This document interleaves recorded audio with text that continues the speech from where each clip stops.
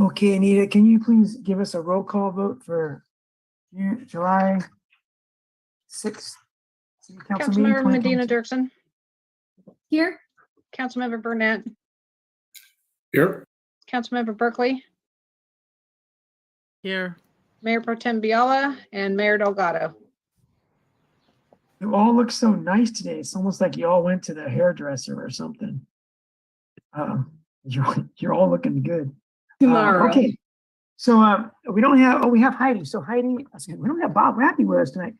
Heidi, do we have any changes to the closed session that you're aware of? Not that I'm aware of. Okay. It only has one potential litigation, but I thought we had like 3. We have 4. I only see 1. Oh, There's 4 one potential- title, the 4 agenda. cases. All right. So then let's go to closed session and Um, we'll come back to open session at 6:30. Also, I have a quick question. Anita, on the packet, it said agenda item 11C that staff will be providing a PowerPoint to council before the meeting. Was that sent out and I just have missed it? You have not missed it. Lane was putting something together, so we need to wait for Lane. Okay. Okay. Then does that need to be shared with the public before we go over it later this evening? I would imagine so. Whoever is listening now is listening, and come open session, we'll see what's there. Okay. All right. Thank you. Well, we'll ask Heidi that question in open session when we get to it. Since it did say it was going to be provided before the meeting, although it's Right. not required to be, when you say it's going to be, maybe it is required. We'll talk to Heidi about that in open session. Terrific. Okay. All Thanks, right. everyone. Good question.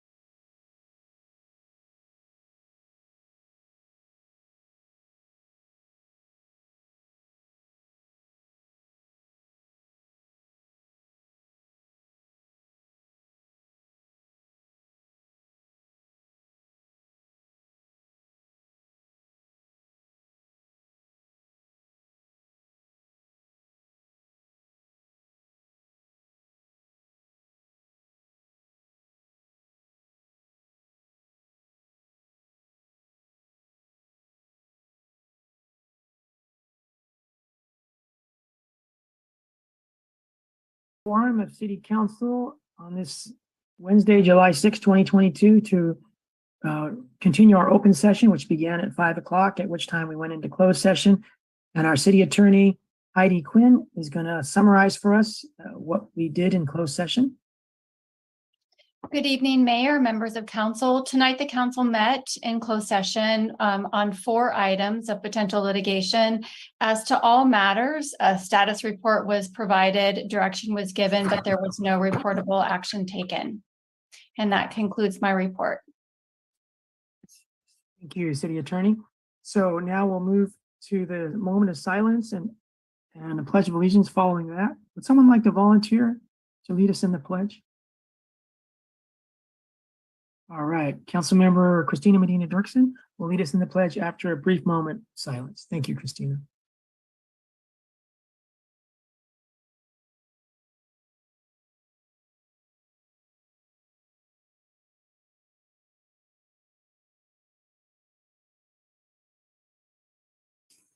Okay, please stand. If you're inclined.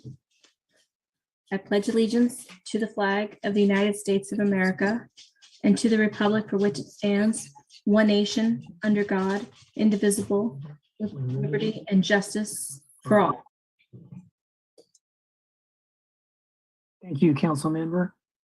So now we'll move to special announcements and communications from you, the public. Anything that's on your mind or that you want to announce, this is your time. Each have up to 4 minutes, should you wish to use that. And we have 23 people, I should say 16 people from the public. No, I'm so sorry. 6 people from the public and 17 panelists. But we do have 2 people so far wishing to speak. So we're going to go first to Frank Calmia. Hello, Frank. Hope you had a good 4th. Yeah, hi, thank you. Can you hear me? Loud and clear.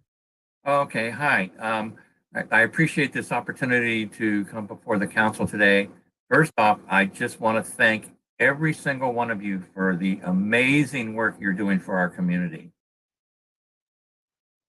And the reason that I really came here is I need some help. A couple of years ago, I reached out. I wanted to expand the card room.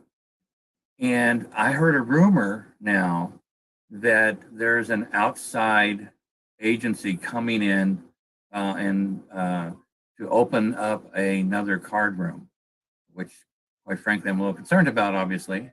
But when I pursued expanding the card room, I went through the process of talking to individuals at the planning department, and this was a couple of years ago. And I was told there was no place that is zoned for a card room. I suggested moving out to the airport area, and they said, you can't do that. That's Fort Ord property. In other words, it was a little bit frustrating. We have 10 tables that are in operation here in the card room, and it's resulting in almost $200,000 in tax revenue to the city. And we really, as a Calamia family, we've been here since 1970, and we're very much a part of the community. And a lot of you know us. We play it forward. We support various organizations like Marina Foundation, the Rotary Club, and anything to do with kids. We're going to be there to help out. And we really, really would like the opportunity to expand. And I don't think it's fair that an outside agency will come here and basically open up a card room and just start taking business away from all of us. And I really wanted to, ask you to really take a hard look at any effort to do that. Much to my chagrin, the Gambling Control Commission and Bureau of Gambling Control allowed Mortimer's card room that went out of business, the license to be sold, which surprised me. Because they never renewed their business license in 5 years. They never renewed their card room permit in 5 years. It was just really a nasty operation over there. And most of you know that, the Calamias run an honest, tight ship here. We comply with literally all the regulations and then some. And we would like to have that opportunity to expand. And that's kind of all I wanted to say.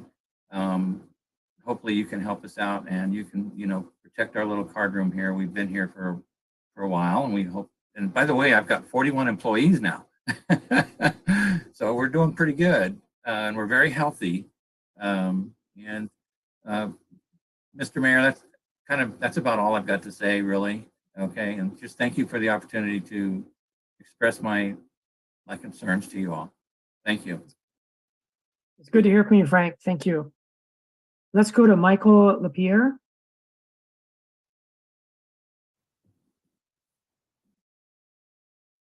Good evening. Can you hear me? Loud and clear. Hi, Michael. Very good. It's a pleasure to be here, Mr. Mayor and members of the council. My name's Michael Lapierre. I'm the executive director of Monterey Regional Airport. Don't think I've had the pleasure of meeting many of you. So it's really a pleasure to get the opportunity to talk to you today. Really just wanted to take a couple of minutes to just update you on things that are happening at Monterey Regional Airport. Pretty excited about the future, and for us, the future starts now. Within the past 45 days, we've added our second nonstop American Airlines flight to Dallas Fort Worth. So that's 2 daily to Dallas Fort Worth. We've added our second flight to Denver on United Airlines. And that's a daily flight as well. So we've got 10 nonstop destinations, all of which are great jumping off opportunities for connections to any community throughout the world. So we think we're a real economic development tool for the region. And we'll continue to work on that. As a matter of fact, I think we'll probably have some kind of an announcement here in the next little bit about yet another carrier that will join our ranks. In terms of passenger traffic, we are now exceeding our pre-pandemic levels, which means people are out traveling. They're doing what we used to do in what we used to consider normal times. Our traffic levels are at or are above pre-pandemic levels of 2019 and continue to grow. So we look for continued growth and vibrance in that area as well. In terms of the pandemic and its impact on our finances, we actually did very well. We were able to retain all of our employees with some help from CARES Act money. We've now expanded our employment roles, and on a $10.6 million annual operating budget, we have $12 million in reserves. So we're very well positioned financially for the future, and we're very proud of our ability to manage ourselves judiciously. We don't take any property taxes from the citizens in our district. So everything that we make is everything that we spend is what we make on airport and airport activities. And I think finally what I want to do is invite you all out to the airport. You may or may not know Tim Wood. He's been a longtime chef in the region.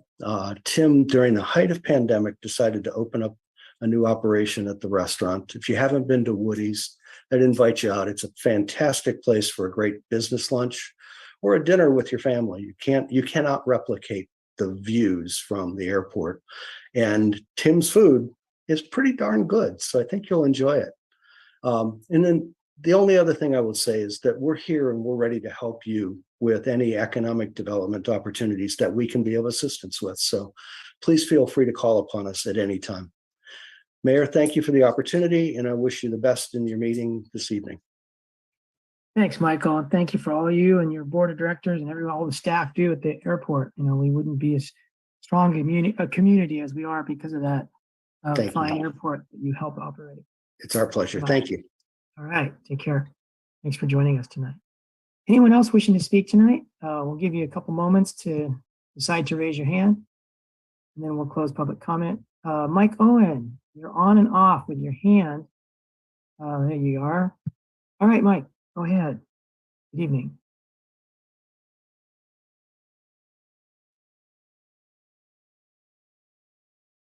Non-agenda items? Yes. Okay, great. So just wanted to start by saying I appreciate the city manager's announcement at the last council meeting that the re-engagement of the commissions may be on the second meeting in August, 16 August. I'll be in Michigan for family weddings then, so I'd like to start my comments on that question now. The most basic question is what to call Senate Bill 330. The California State Senate Assembly called it the Housing Crisis Act of 2019. Our city manager disagrees and insists on referring to SB 330 as the Streamlining Act. The Housing Crisis title is very clear, instructive to the legislative bodies such as this council as to its purpose, intent, and effect of its application to alleviate our housing crisis by limiting the number of housing project public reviews to no more than 5 meetings. SB 330 affects only housing projects. SB 330 has no effect on reviews of commercial developments or public infrastructure, parks, projects, or anything else. In the past 3 decades, maybe 10% of all tree committee meetings have dealt with tree permits for housing developments. I'm guessing the same might be true for the Design Review Board. Describing SB 330 as simply a streamlining crisis clouds the issue, misleads, and confuses the council in applying SB 330 correctly. The city manager's inaccurate description of Senate Bill 330 as the Streamlining Act misleads the council to think that the Planning Commission subcommittees, DRB, Tree Committee, must undergo significant restructuring, modifications, or assimilation in order to comply with SB 330. In effect, it's making a mountain out of a molehill. A fair question, I think, is to please ask the city manager why he so adamantly refuses to call Senate Bill 330 by its state Senate Assembly title and insist on using the simplistic streamlining title. Thank you very much. All right. Thank you very much, Mike. And anybody else in the next couple moments, would you wish to raise your hand to speak at this time? Please do so.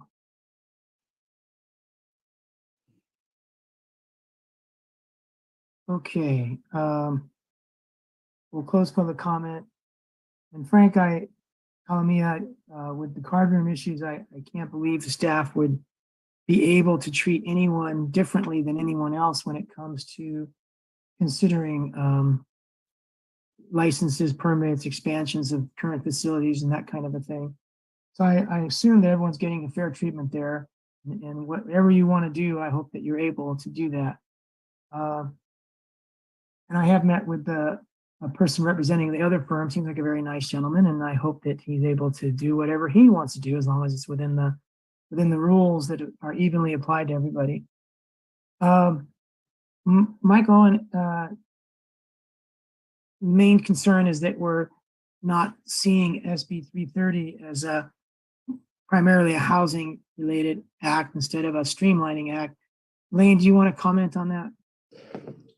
Yeah, sure. We often use abbreviations or abbreviated language for these different bills that are passed. However, on Senate Bill 330, we actually brought in our attorney's legal firm and did a separate training on counsel of the whole bill and the impacts and everything. So I think outside of my abbreviated use of it, the council got an in-depth review of the whole bill, the impacts, what it really means. And we don't do that for all the bills. And so that training was given to the complete council.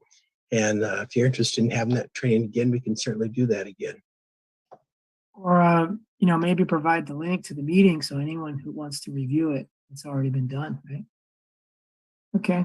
I didn't have any other questions. It was nice to hear from Michael LaPierre from the Monterey Regional Airport. But let's go to Councilmember Christina Medina Dirksen. Thank you very much. I do want to say thank you to Mr. LaPierre because I rather enjoyed the airport, going to what was the Golden Tee and Woody's and what is now. So I appreciate his input on inviting us out there, which I will happily take him up on. I just wanted to make some other announcements. Is this the correct time? Yeah, so let's move now into council announcements. Okay. I just want to say 4th of July came and I hope our police chief can speak to this, had a stepped up presence. I met with residents of Sea Haven and other areas of Marina, held a table at our farmers market to talk about the fines and information about illegal fireworks. I want to thank Doug McCown, our fire chief, and Tina Nieto for being there. It was a good community outreach, both with Sea Haven residents, and Commander Anderson was there as well. That was a good community outreach, and I hope to have regular Sundays at our farmers market to talk about things on tap, including upcoming bond measure. Also, we had a fantastic event out at the grocery outlet parking lot. We had hot dogs and we had fireworks. Thank you to our businessman, Tony Raffel, who bought in excess of almost $900 plus fireworks, safe and sane, and gave them out to our kids who didn't have any fireworks. We had DJ John Upshaw, and we just had a really fantastic event out there. Thank you to the Kiwanis and Jeff Achita, who is our school board member. The other thing I want to mention was that Friends of the Marina Library are going to be having an event this Saturday. It's a guitar edition of Dad's Reads, as well as coming up, let me get the date of that. That'll be from 10 to 12. 10 to 12. We invite fathers to come read books, and we have a building of community with games and play. And also on Saturday, June 16th, we'll have a Hawaiian reggae concert also at the Marina Library, brought to you by the Friends of the Marina Library.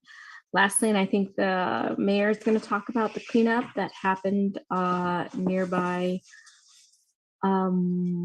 Salinas Road, the area in the Woodland area, and I think he's going to talk about that.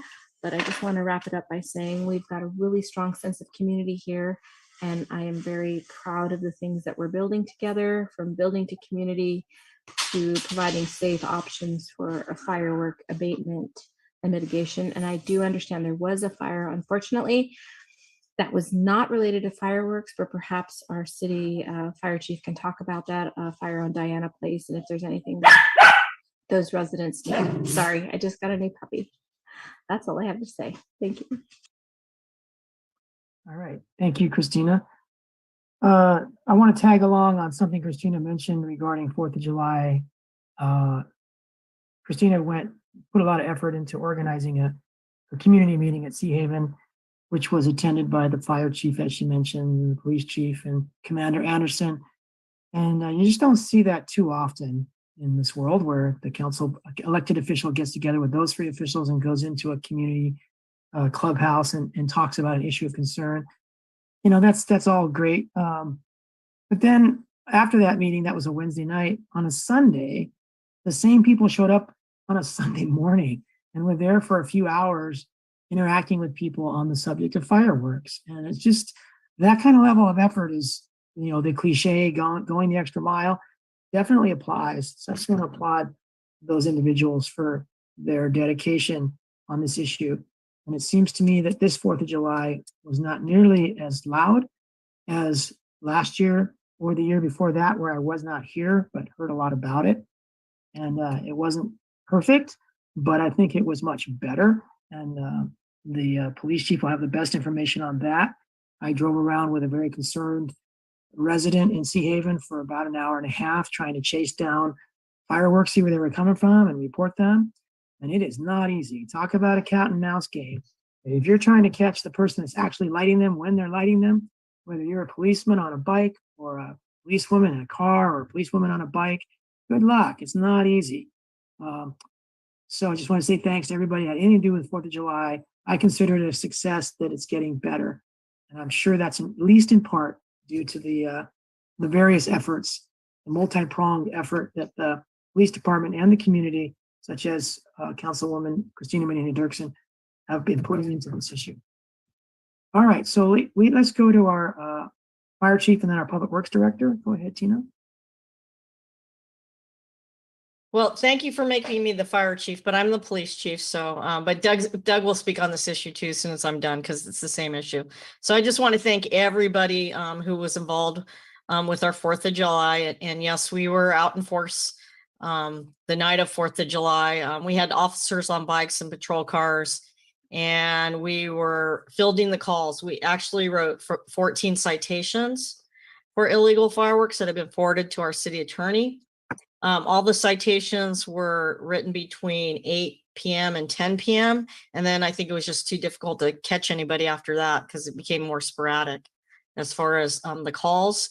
I do know at one point, though, we did have to go to just voicing the calls where they were dispatched earlier in the evening. But once the call load got too heavy, we went to what they call where the dispatch just voices them. And if anybody's in the area, they can handle that. One of the reasons why is that we also made 2 additional arrests that evening for different charges, not related to fireworks, but related to, I think, people enjoying the 4th of July. My recommendation for next year is that we get an earlier start working with our communities, no matter what direction the city of Marina moves in. But I want to thank you. I want to thank the last city council that bought the storage unit, so we now can cite. I want to thank Commander Anderson, who helped with getting the administrative citations ordered, and that came in time for this 4th of July, and we'll have them for other administrative sites. And the men and women and the police officers and the firemen who were out in force that night. It was really a great effort. It was really good to see the community. I was exhausted by the time I got home, but I had a really enjoyable evening for a police chief, which is not always the case. So thank you to all, and thank you to the council members and Mr. Mayor, who went out and talked with the community ahead of time to kind of explain just how the process worked and why, it's not as easy as people think it is to actually catch people in the act of lighting off illegal fireworks. But I also agree that it was much better in the city of Marina than it was last year. I know in Seaside there were issues, and so I don't know. I haven't talked to the Seaside chief to find out in comparison, was it worse, was it better? Also in the city of Seaside, and I've not had an opportunity yet to talk with the chief of Salinas to see how it went in their city, because we haven't had our meeting yet. And those are the 3 cities in our area, and they're down south too, but those are 3 cities in our area that have legal, safe and sane fireworks. I can tell you, even in cities that all fireworks are illegal, there's still some issues with the illegal fireworks. So with that, I'm going to turn it over to the fire chief so he can talk about the fire side of 4th of July. Thank you, Chief. Thank you, Chief. For the fire side of 4th of July, it was fortunately relatively quiet. And I appreciate all the efforts by everybody here, the council, council member Medina Dirksen, for inviting us to those community meetings, and even community meeting but talking about fireworks at the farmers market. I really enjoyed going out there and talking to the people and being able to answer questions. And so I think it's everybody that's on the council and everybody in the police department, the fire department to be commended, and the community members who stepped forward and stepped up and say, we want to help, we want to do something. So I think it's a collaborative effort that helped hopefully, reduce the amount of illegal fireworks that happened this year.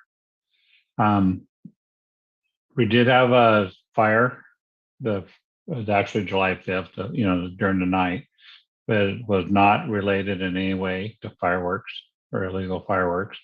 Either legal or illegal was not related to that. And we've had some other fires in the city. We've had 3 structure fires last week or so, and none of them are fireworks related just wanted to let people know that. Thank you. Thank you very much, Chief McCowan. All right, let's go to our Public Works Director, Brian McMinn. Hi, Brian. Mayor, members of council, want to speak to the flag, aspects of 4th of July, and thanks to Ocean Rock Church for displaying flags once again, and to Gabe Quintero, our staff that supported their effort. Nothing controversial there, just flying flags to celebrate our independence as a nation. And then to change gears a little bit, council had directed, I want to say last year, that our consultants move forward with designs on the sports center, the aquatic center, and the outdoor sports pavilion out at the Dunes Park.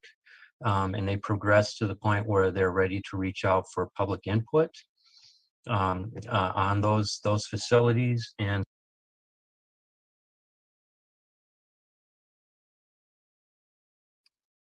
Looks like Brian dropped reception, but here he comes back again. You're muted, Brian. But the public open house, July 19th from 2 to 5 in the afternoon at City Council Chambers, 211 Hillcrest Avenue.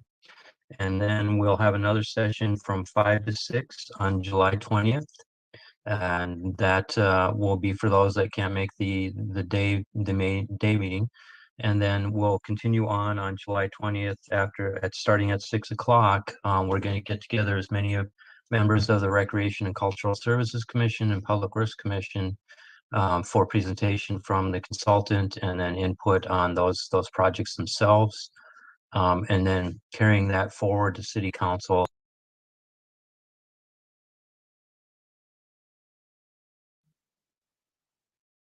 Again,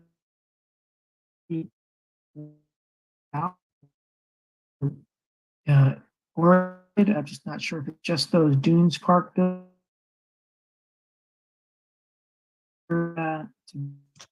library.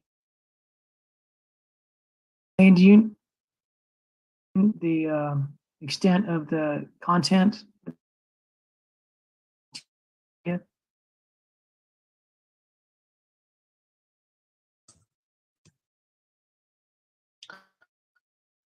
I don't know if you can hear me again.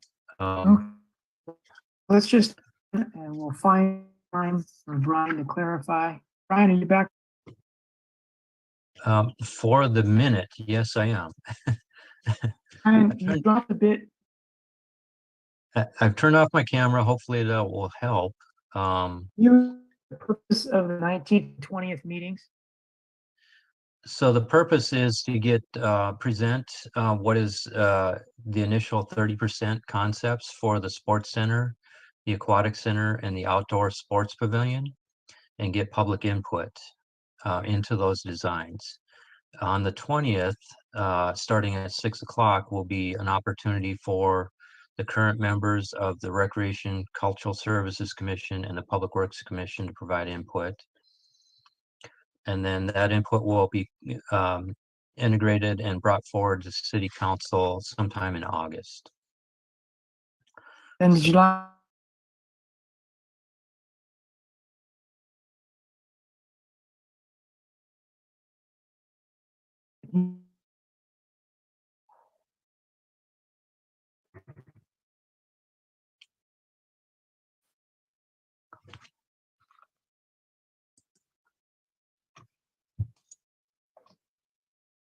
I think you've frozen, Mayor.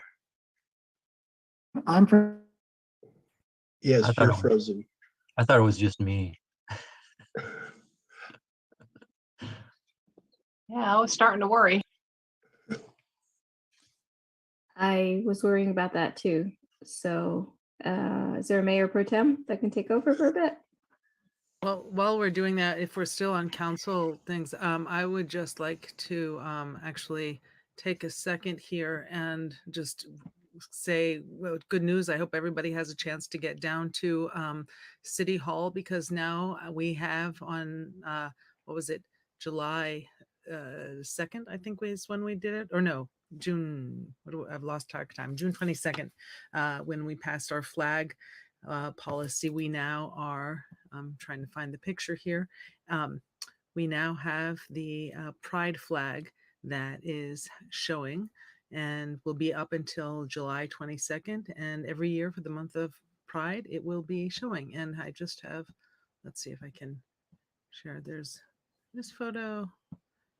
And I was looking for the other photos, and they're not showing up right now. So here's one, and it's a little bit windy day. So we had a good turnout, maybe about 30-40 people come at 4 o'clock and collectively raise the flag. So thank you everyone who showed up. And now Bruce is back. So hello, Bruce. All right. Yeah. Good job, everyone. Lisa and everybody. Brian on that, Brian McCarthy on that pride flag. All right, let's move to hands up. Did you have something more? I do have a question.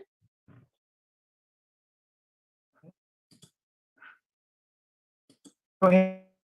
I feel like it's me, but I'm going to ask the question. This is a question of Mr. McMahon. Can you please tell me how you're going to help publicize this information? Because this is a good amount of information that needs to go out to our community. We put it on our website, social media channels, and please let me know if you have need any help for that, because these are some really important things that we need public feedback on. Yes, council member. So we're working with Carolina Rivera in Recreation to get out on all their social media feeds, and we could probably get that over to all the other departments that have social media as well. And then it can be posted on the website as well on a project page. So, and then there will be a noticed meeting of the Recreation and Cultural Services Commission as a joint meeting with the Public Works Commission members that are active right now. We will seek input whether or not we get a quorum or not, but we will give them an opportunity for them to provide input. Thank you. It's the first that I'm hearing about it as the liaison to the Public Recreation Committee. If there's anything I can do, please let it be known. I'm happy to do that. One suggestion I would say is to please make events out of it on your social media channels. Therefore, it can be shared in the various communities. So again, I'm all yours if you need any help with that. All right. Thank you, council member.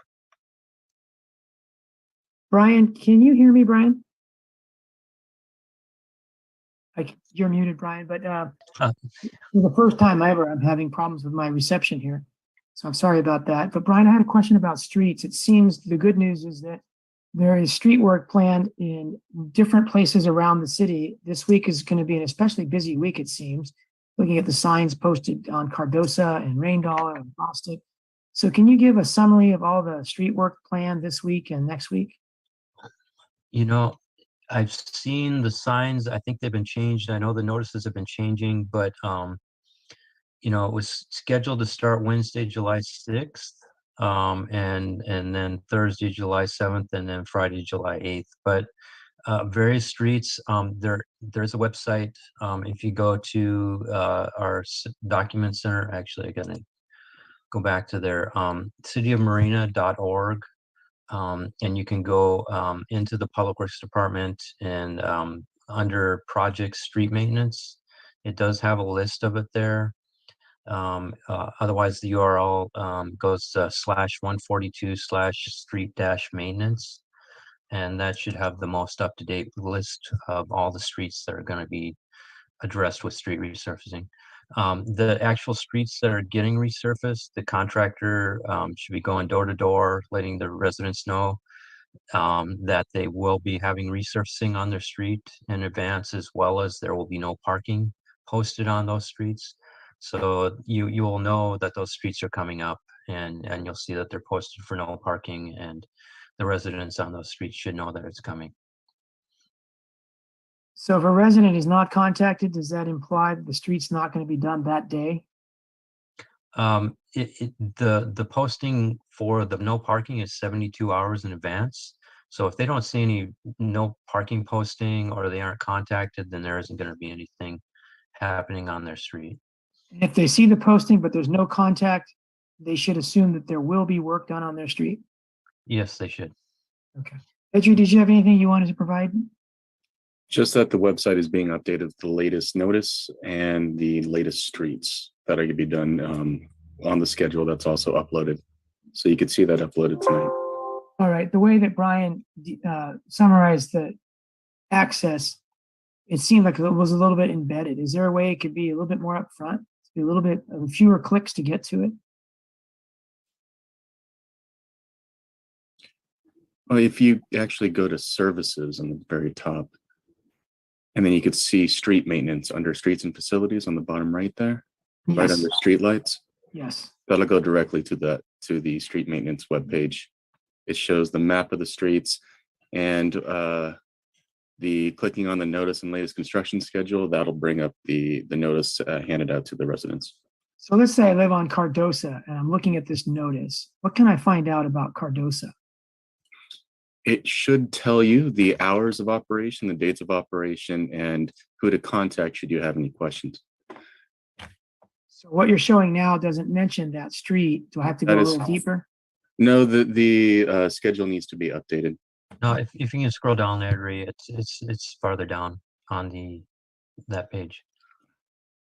It shows the street location. Yeah, and then further down is the schedule. Okay, so I saw Cardosa marked there in red, I guess. And now I see it there. Does it give a date for Cardosa? Wednesday, July 6th. Does it say that? I don't see it on the screen. On the blue ribbon there, above all the list of those streets for that day. Ah, yes, Wednesday, July 6th. Okay. So that's the latest. Several streets, Rain Dollar, Bostic, Rain Can you make that a Dollar, little bit bigger? It's really hard to read. Phillips Circle. So all of those are scheduled to Melanie to begin on the 6th, a whole bunch of others on the 7th, and then some additional ones on the 8th. And then Brian, that might be delayed, but that's the best we've got, right? For now, we'll post up any updates that are coming. I did see the message board on Ryan Dollar that looked like it was postponed. So we'll make sure we get the most up-to-date posted on the website. And do we have direct control over the contractors, or does Marina Coast Water District? No, this is the city project, so we have direct control over them. Okay. So if there's a problem that you hear about, then you contact them and address it. Yes. You and your staff. Okay. Yes. Okay, unless anyone has more comment at this point, more input, I think we're done with public communication on the floor. So we'll move on to our consent agenda.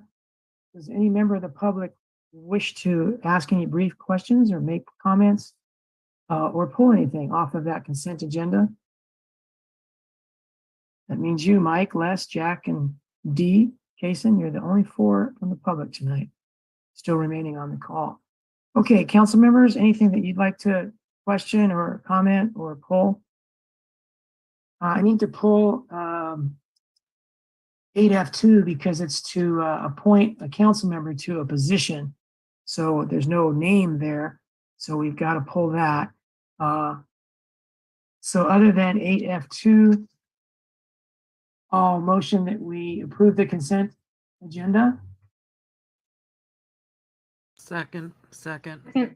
All right. Can we have any member of the public wish to comment on that motion? Okay, we'll go ahead and close public comment. And can we have roll call, please, Anita? Councilmember Medina Dirksen, Yes.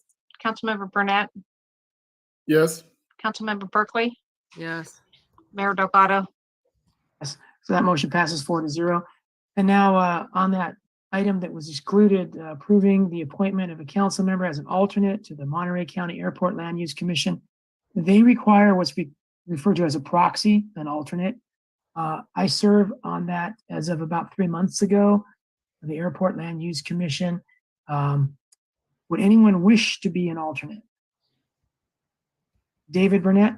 So I'll motion that we approve David Burnett as the alternate to the Monterey I was County interested Land. as well. Sorry? I said I was interested as well. Oh, okay. I'm sorry. I didn't see the hand. Sorry. Okay, so we have two members of council interested. And to be frank, I'm very, I would appreciate help on this appointment, going to these meetings. They're great meetings. They happen about once a month. I think on Wednesdays, but I'll get you that information. So we have two people who are willing, Councilmember Christina Medina Dirksen and Councilmember David Burnett. How should we go about this? I'm happy with either of you. It's David, if go ahead, David. As my time is limited on council, and it looks as though it does have to do with land use planning, which is my background. I just wanted to throw that out there. Okay. Just to confirm, they meet at 3 p.m. at the airport, right next to Woody's Restaurant. And they met on June 27th. So whatever day of the month June 27th is, on Monday, they meet once a month on Mondays at 3 p.m. at the Monterey Airport. Are meetings by Zoom or in person? They are only in person, as far as I know. Yeah, they don't have a hybrid situation. It's only in person. Is there a parking stipend? You don't pay for parking. Yeah. Okay. It's up to you, Bruce. We have a short-term or long-term appointment. Okay. Can I make Well, go ahead, Christina. I'm sorry, Lisa. I'd like to propose that maybe David go ahead and start, and then Christina will still be here in November. And when David is off council, she move in and take over. Yeah, it seems a little inefficient to have someone go to 5 meetings, get trained, onboarded, and then turn it over to somebody else, and they get that same onboarding and training. These are long-term issues regarding Marina's airport plans, etc. It's a little bit of a learning curve that I'm in the middle of right now, only being on there 3 months. Well, So it just seems efficient for, in this case, for Christina to do it instead of David because of that reason. although David has how many years being on the planning commission? I mean, and being very familiar with all of the airport issues, certainly in Marina, and so to that point. Yeah, that's a good It's the point. mayor's choice. It's the mayor's choice. I'm going to make a motion for Christina Medina Dirksen, because I'm really going to need some help at these meetings, and I'd rather have someone who's going to be able to stay as long as possible. Mhm. So my motion is that we appoint Christina Medina Dirksen as my alternate. If we don't have a second, it would die for a lack of second. I'll second. Okay, does any member of the public wish to speak on this motion?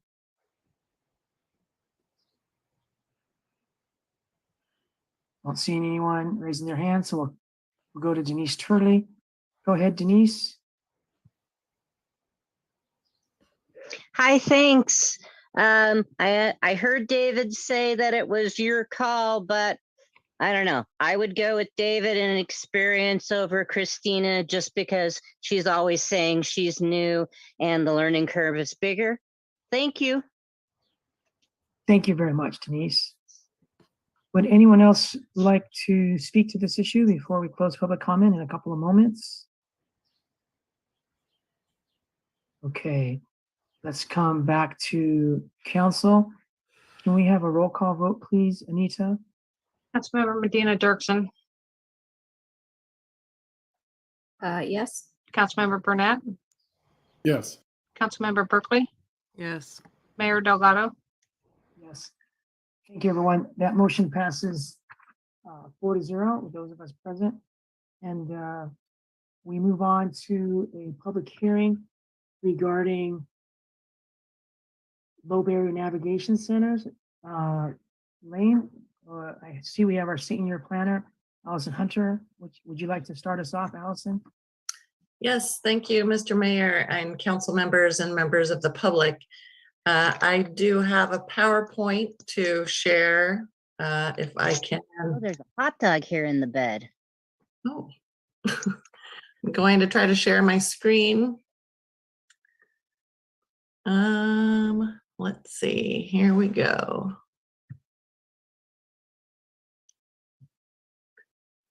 Okay, can you all see my PowerPoint? Yes. Yes. Great.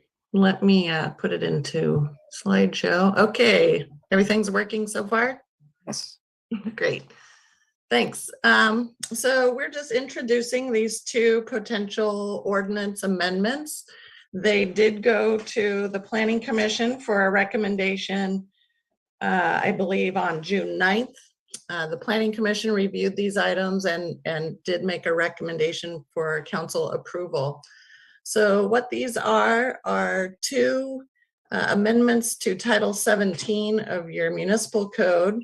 They would be introducing items pertaining to housing, fair housing, and compliance with federal housing rules. One of them is reasonable accommodation for persons with disabilities, and the other is low barrier navigation center items. We're doing this now because it was discovered that Marina's municipal code currently does not include a reasonable accommodation for persons with disabilities section, which is required under California's Fair Housing Amendments Act of 1988. So we definitely wanted to include this in the municipal code. The other one is a new state law intended to facilitate services for people experiencing homelessness. So these two amendments will help the city's current zoning code and housing element meet state compliance requirements. So the first of the proposed amendments has to do with reasonable accommodation for persons with disabilities, as I mentioned. This is a request for reasonable accommodation that may include modifications or exceptions to the rules, standards, and practices for the siting, development, and use of housing or housing-related facilities that would eliminate regulatory barriers and provide a person with a disability equal opportunity for housing of their choice. So this is a very standard code section that should be in the municipal code. And we propose that the council adopt this amendment so that we can include it and be in compliance with housing law. And also it will help bring our existing housing element into further compliance. So a couple of examples here are shown. These are typically fairly minor improvements to properties for housing. Usually they're in the form of a wheelchair ramp like you see here. They're typically temporary in nature, very minor. They don't, necessarily change the character of the building. One item to call out is that in the photo on the lower right here, it's noted that if the improvement does take away a parking space, you cannot be penalized for that. So that's just one thing to keep in mind. Before I go on to the next one, I just want to point out that your draft ordinance that's in your staff report goes into depth on findings, appeals, a variety of details on that. So if you have any questions on that, I'd be happy to talk about those as well. The second item referred to as low barrier navigation centers comes from Assembly Bill 101 that was just adopted by the state legislature in 2019. This is an item that allows by right these facilities in non-residential zones that allow multifamily uses. So in the city of Marina, those zoning districts are CR, C1, and C2. If the council adopts this ordinance, you can see a lot of reference to California government code in this ordinance. all of the details about, for example, use of a coordinated entry system, use of housing first according to Welfare and Institution Code, Section 8255. If a nonprofit group or another qualified entity wanted to develop one of these facilities, they would be referred back to all of these other state codes to ensure compliance with that. So that's why in your draft ordinance and your staff report, it's fairly short. This is not a mandated ordinance, but it does just allow the city's municipal code to be in better compliance with state law. In other words, a qualified entity could come into the city, even though we don't have this ordinance adopted, and still fall under state code to have a by right development of this kind.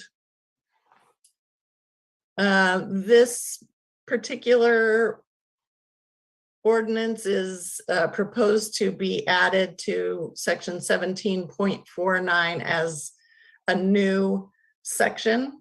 It would be added to the Article 5 regulations for specific land uses, only because this is a specific land use and it's more similar to the way that the city's municipal code is. It includes specific standards and criteria for individual uses, somewhat like cannabis, adult businesses, massage therapists, surface mining, etc. So this is a specific use. That's a little bit different than the reasonable accommodation, which is a much more general item that would apply in multiple zoning districts. So that's why we propose to have those in two different articles in the municipal code. So also, like the other one, by adopting this ordinance, the city would be furthering its compliance with state housing law and paving the way for the new housing element cycle, which is getting started right now. And that's it for my presentation. I did want to point out in your staff report, there were a couple of just informational exhibits. One that describes a little bit further the Low Barrier Navigation Center. And then the second exhibit is a description of the Housing First sort of framework that the state has adopted. So that is the definition that cities and municipalities and counties are working with as we move through the trying to accommodate the needs of the housing crisis in California. So I wanted to point out those two specific attachments to the staff report. And that is it for my presentation. I'd be happy to try to answer any questions. All right. Thank you very much, Allison. We're such good intent behind all of this. It kind of seems like just a good thing for everybody. Let's go to Councilmember David Burnett. Thank you, Mr. Mayor. Thank you, Allison. That was a very thorough. Your staff report and your presentation mirror each other extremely well. I appreciate that. Just a quick question. I noticed in the initial ordinance language, what I'm trying to get to is, so if someone does the reasonable accommodation, are they entitled, or do we offer any kind of offsets in terms of, any zoning or any kind of taxing or any help in paying for these? Or if they're building a new project, is there anything in the ordinance that would allow the city to help with defraying the cost of things like that? Or can they can file these in their federal returns, I would imagine, right? Through the mayor, I don't believe that this ordinance includes in itself any financial assistance for such improvements. There may be other not, unrelated assistance opportunities, but this ordinance doesn't specifically call that out. And I do not know the answer to the question about the taxes. Well, yeah, typically you wouldn't put that kind of thing in this kind of an ordinance, but I'm just wondering, it wouldn't prohibit, if the city established a plan, a program that would allow for these kinds of adjustments to a project, there wouldn't be any barriers for them applying for grants or, some kind of offset relief for implementing these kinds of accommodations. I don't believe that that would be the case. Okay, and then my second having to do with the low barrier. So I would assume that the ordinance doesn't require any kind of residency requirement or establishment of any kind of, that they've been in the area for some period of time. This ordinance does not, and I would need to look further into the statute that kind of defines this use.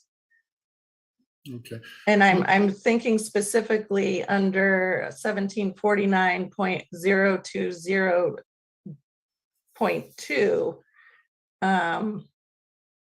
whether or not your question might be answered in that statute, but the addition of this would not define residency, I don't believe. Okay, and so my other question was, so we've outlined a number of where this would be zoned and how it would work in with the surrounding commercial, non-commercial uses. I'm just wondering, would this be the place where we would ask for or suggest that, location to schools or school programs, access to transportation or healthcare? Would that be appropriate in this kind of an ordinance to say that, in doing this citing for these particular projects, that consideration should be given to how workable it would be for that? I think through the mayor that your council could certainly discuss those items. I believe that the statute in its requirement for these to be by right facilities within those zoning districts that allow multifamily and mixed use, I think the state was attempting to provide these types of facilities in pretty centralized zoning districts already, that would just automatically lend themselves to those types of services that you're referring to. But I think it would be within the council's purview to discuss that further, certainly. Okay, great. Thank you, Allison. Those are my questions.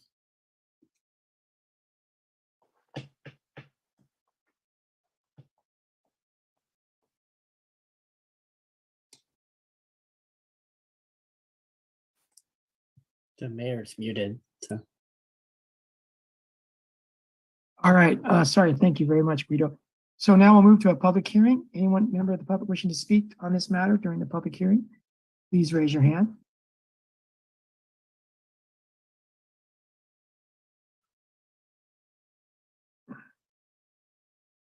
All right. We'll give you another moment or two just to make sure. Want to speak to this matter? Please raise your hand.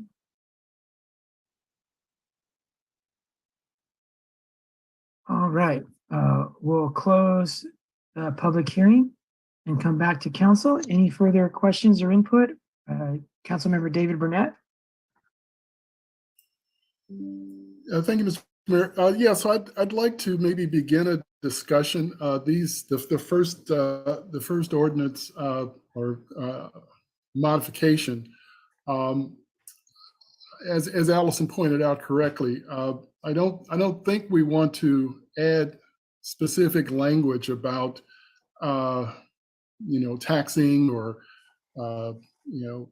being compensated or things like that. But I would like to maybe the city manager can weigh in, or planning, if maybe a policy could be instituted, or maybe we could look at developing a program that would assist projects, planners or developers with some kind of, financial, if not financial, to some kind of an offset that would encourage this kind of accommodation.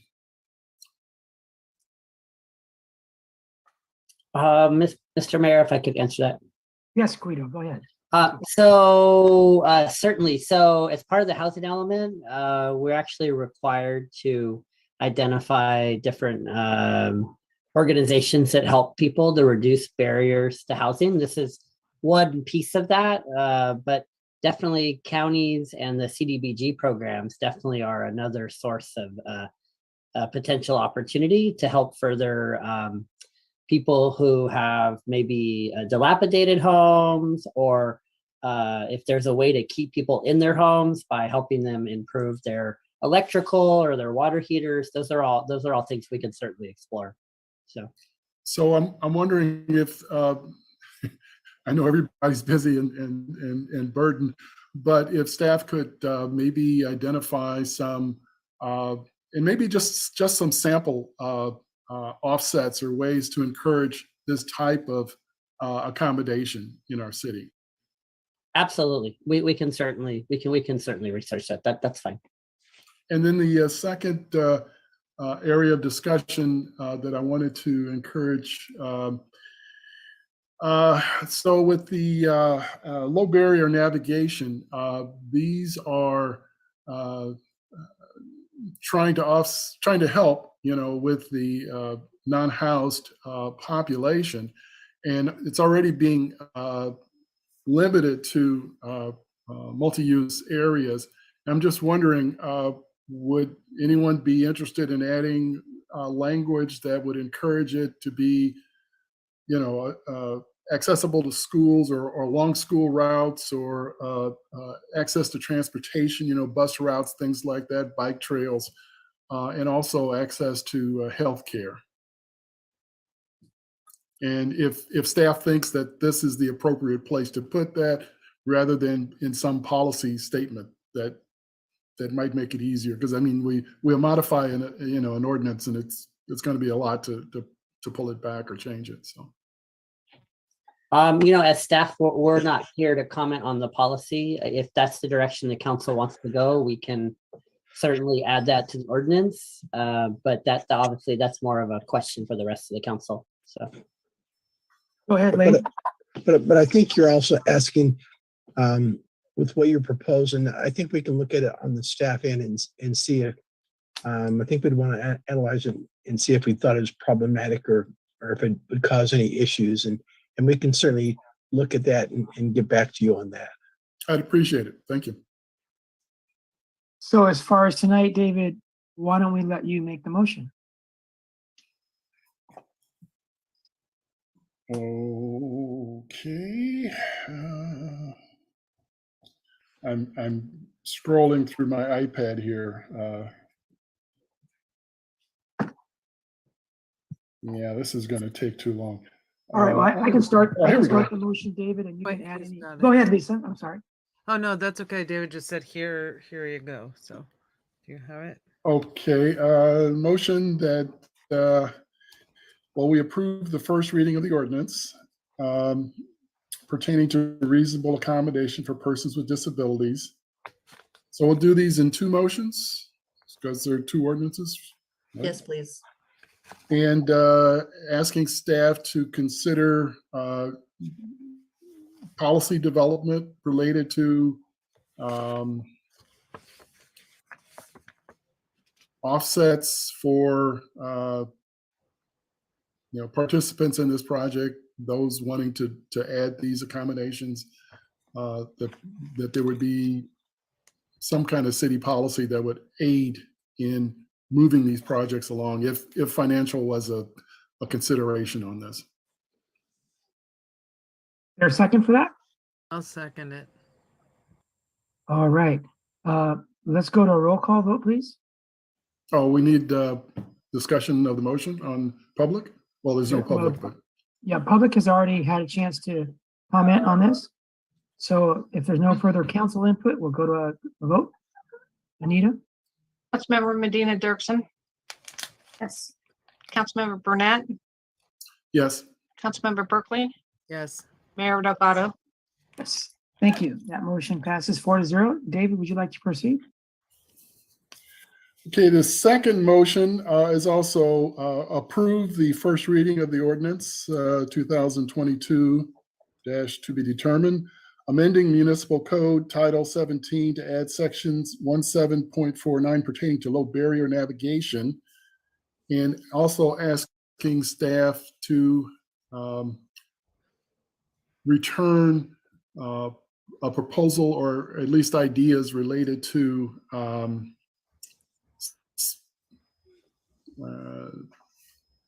citing these projects along school routes, transportation access, healthcare. Second. Okay. If there's no further council input, we'll ask Anita Sharp for a roll call, please.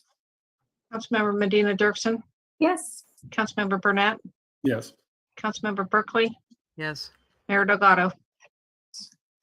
All right. That passes. Thanks to staff and council, particularly David Burnett, for the insight into this one. And we're going to move on to our action item list, which is starting with 11A, memorializing adjustments to the city's salary schedule. Go ahead. Yeah, Dave. Matt Mogensen will handle that item. Thank you, Matt. Thank you, Lane, Mr. Mayor, and members of the council. This is a relatively short item. So on March of this year, the council approved the 2-year contract for the directors of Marina. And in that 2-year contract had a 2.5% cost of living increase for fiscal year that we just ended, 21-22, and a variable cost of living adjustment for 22 and 23. The reason this was variable is like all the other contracts that the council entered last year, it was written as not less than 2% and not greater than 3.5, depending on what CPI is. So we know that CPI has come back at 5.6. So that tells us that our cap is 3.5. As part of government code, it's required that agencies report out on their executive salary. So any changes that happen to executive salary need to be reported out at a city council meeting. So that's what we are accomplishing this evening. So this table on the top shows you the broad range of the director's salary range and the changes that are happening as a result of that 3.5% COLA. And then the bottom chart is the actual salary numbers. So again, these are requirements of government code and only for executive salaries. And that's all I have to present on that. All right. Are there any questions from council? I do have a question. My hand's up. Go ahead, council member. Does your figures at all count? Can you explain to us and the 6 attendees, do our positions of our directors accrue overtime for being on call? And yes, tell us about, and if not, why not? Explain that process. Sure, I'll handle that. No, our directors don't get any overtime, and that's part of their being under the salary, and they're expected to be on call 24/7. We get it, they're on vacation at times, but they really are on call 24/7, and there's no on-call pay or overtime pay or anything like that. Given those numbers, or given that fact, thank you very much for that, but given that fact, do we have any numbers that show us how much time they put in extra, or do we not know that? We don't know that. We don't track that. So is it fair to say that our chiefs are on call overtime 24/7 all the time? Yes, they definitely are on call, and there certainly is an expectation, and I think as you talked about, like the community meetings that we had over the fireworks issue with Sea Haven and things like that. They are very willing to do that, and I think that's part of all some of the expectations for the job. You talk about expectations. Is that part of their job description? It's not necessarily required that they put in all these extra hours to have community meetings, but it certainly is part of the job, like the police chief, that he or she be involved with the community, and I think that is part of all the job descriptions is they get involved with the community, although different positions are different. The finance director, Juan, is more involved in City Hall, and his doesn't have as near the need to get out and interact with the community as the fire chief and the police chief do. So I think each position is a little bit different on those expectations. So I'm sorry, I keep going back and forth with you. So is that to say they are part of the job descriptions, or it's kind of an uncodified expectation of the job?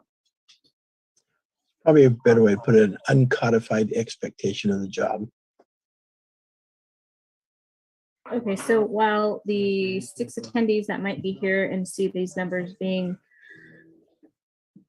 I don't know, possibly concerning to them because they seem to be a little high based on whatever their experiences are, I just want to make sure we justify these by explaining how long it's been before there's been any increases to the job.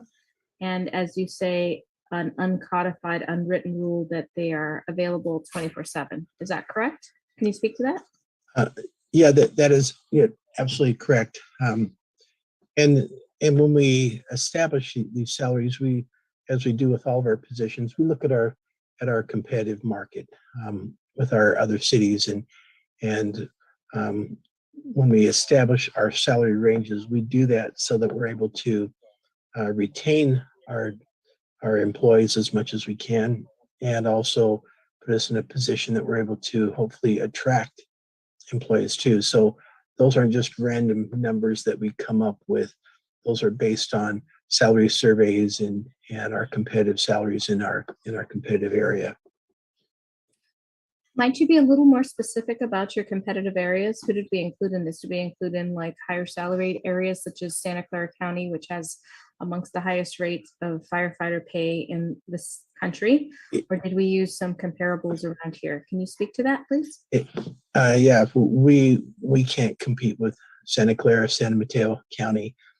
And so if our employees want to have those dollars, they'll have to move and work up there. Our salaries are based on our competitive area of Salinas, Monterey, Watsonville, these cities in our area. We also look at San Luis Obispo's historically been on our surveys just because they're a Central Coast city, a college town, and there's some other factors that were similar, and that's just been a long history that we've also used them. But yeah, we can't compete with Santa Clara County. So when we do the comparables, do we plan to be on top of the comparables, in the middle of the comparables, or in the bottom range? Can you speak to where we want to be? Yeah, we commit to try to be in the middle, and when we do equity adjustments, it's because we're falling below the middle. Is that what you define? Can you define the equity adjustments for us, please?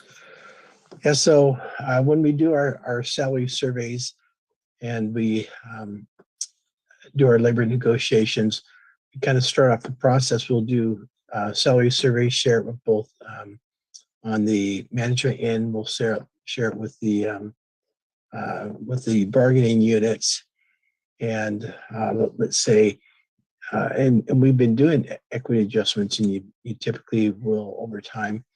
But last negotiations, we had equity adjustments for police. We had equity adjustments for fire, and those were strictly to bring them back up to the middle of our competitive market. So they got a cost of living increase, and then also an adjustment to get that salary back in the middle of the range. So when we look at these numbers between 11,175 up to 17,575 monthly, can you say that we've done the research to figure out how much it actually costs to live in our area? Is that what you mean by cost of living? Sorry, I have a new puppy. Can you speak to how much it costs to actually own / pay mortgage and / live in our communities as a reference to these salary schedules that we're looking at? Are you versed to be able to speak about that? No, we typically don't get into details like that. We know that cost of living is very high for our area. There's no doubt about that. And I think cost of living in comparison to wages is very difficult in our area. And so that there's other things that we try to do to keep our employees here, to retain our employees here. It's just not all salary and benefits. It is our work culture here. It's our environment. It's the relationship between our employees and the city council. And so I can't understate the difference and the impact that has on a city council that is very supportive of our employees, and we have a city council that is incredibly supportive, and the employees know that and they feel that. We have a very good work environment, and yeah, you always have your struggles and your challenges, but we try to maximize these other areas that will keep our employees happy and keep them working here. One last question. Do you find it a bit of a challenge or challenging at all to attract people to move to work for our city? And if so, are factors of housing and cost of living reasons why people don't look to work with us in your personal experience? Yeah, absolutely. It is very difficult to attract people to our area because of cost of living and the cost of housing. And as we explore and with some of our current developments, as we move forward with these, we hope to be able to have housing for some of our workforce, and they should be able to qualify for that. And council has already, on a priority list for that housing, has put employees that work for the city of Marina, employees that work for school districts, schools here are high on that priority list. And we hope to have those at housing here soon, and hopefully that will assist us in our attraction of employees and retaining our existing employees. But you're absolutely right. It's very difficult to recruit people from the outside into our area. Thank you very much for answering my questions. Great questions. Thank you. All right, let's go to Councilmember David Burnett. Thank you, Christina and Marie. Thank you, Mr. Mayor. Yeah, I just wanted to say that as a county worker for over 24 years, your pay was compensation, but the real compensation you got was giving back to your community. And I just want to thank all of our directors for their service to their community. Sure, they could go to San Jose, San Francisco and make more money, but they wouldn't have fun like they do here in Marina. No, but seriously, I think there's a difference between private sector jobs and public sector jobs. And the difference is the sense of commitment and giving back to your community.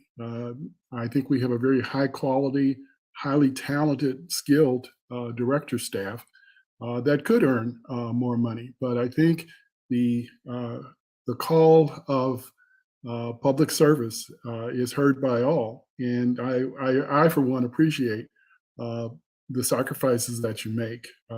Even though, $17,000 a month for some appears to be not a big sacrifice, but still, given the level of, 24/7 and the variety of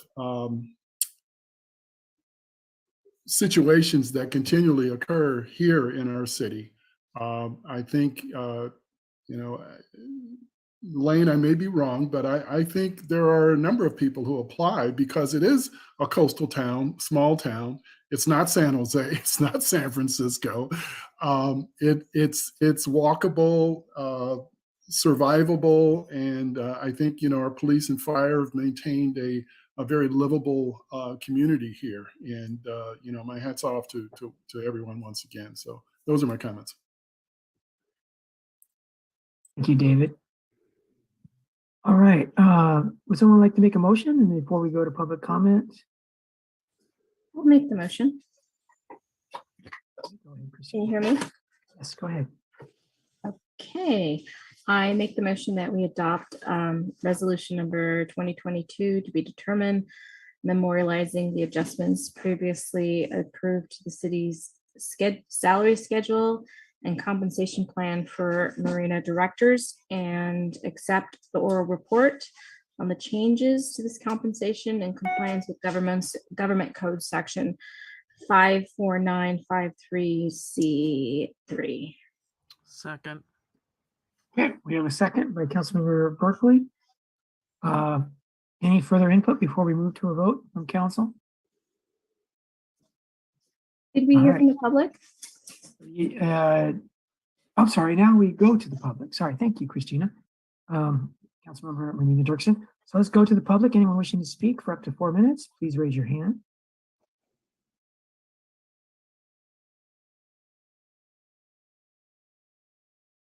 Give everyone a moment or two longer before we close public comment. Okay, we'll close public comment. Is there any further council input at this point? Go to Councilmember David Burnett. I think silence is assent and the support of the community.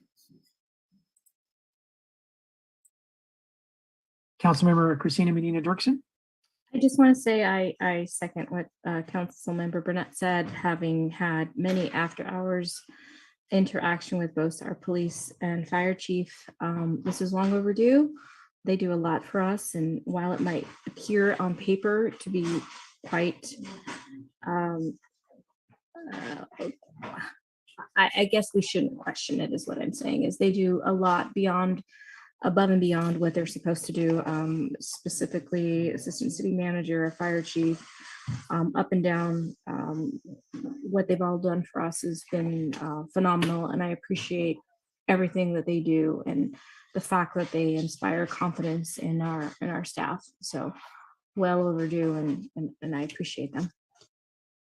Thank you, Christina. Lane, Recreation Director position is vacant. If you had a crystal ball, how long do you think it would be before we had one in position again? 2 to 3 months. I think we're moving along in that recruitment. It'll be a couple more months. Right. Anita, can we have a roll call, please? Councilmember Medina Dirksen, Yes. Councilmember Burnett, Yes. Councilmember Berkeley. Yes. Mayor Delgado. Yes. All right. Thank you. That motion passes unanimously. And thanks to Matt Mogelson for pulling it together and any other staff that had a hand in that important item. So now we'll move to 11B, something that we've been trying to get to for about a month. Regards everything going on status-wise about our sort of future implementation of an airport vision. And Lane, in advance, I want to thank you. You've made trips down south more than one occasion, I believe. You've been working really hard on this, and I'm sure you've had help from various staff people. So just thanks for what you've done to bring this to this point. And let's see how we're looking. Thank you, Mayor. And Matt will be handling this presentation. And ultimately, what we want to get from this is support and concurrence from the council of the direction that we're proposing to continue to move forward with our airport. And it's important for us to have this as we are in very detailed discussions with the FAA. And one of the last things that we need is concurrence from the council in the direction that we're going, and this could hopefully lead us into getting into the military aid program for airports that really could potentially open up a lot of dollars. And so this is one last little check mark that we need to have the council's official approval on the direction that we're moving forward with our airport. Thank you, Lane, and City Manager, I'm sorry, Mr. Mayor and some members of the City Council. I'm back again. For this presentation, this is what we presented to the FAA on May 6th. Really, the impetus of all this is Joby in a lot of ways. So for the last couple of years, I'm sure you're familiar, we've been trying to work with the FAA in order to get Joby's future manufacturing building fully approved. We've been through a lot of working with them, but it's actually all kind of paying off. As Lane just previewed for you, having more direct conversations with the upper management of FAA has opened the doors, we think, from some really neat, exciting things. So in this process of meeting with them, they've asked us to look at our airport and kind of explain better the vision of how we want to make sure that we continue to support general aviation uses going forward into the future, and how that all works with Joby and everything else that our airport has potential for. So you're also familiar that our airport was deeded to us by the Army, and they gave us some buildings that were very old. They didn't give us a whole lot of funding or anything else to work with here. So for a long time, the prior airport manager was keeping things going by renting out what he could in different places, and he did a great job of bringing it to what it is today. And today it's kind of like we've gone from like more of a small slope to a pretty steep slope on the possibilities. So in explaining to the FAA, though, I'm going to try and go quickly here because there's a lot of information. But in explaining to them, we felt the need that they need to understand the financials of the airport and how it works. And it costs about $1 million a year just to run the airport.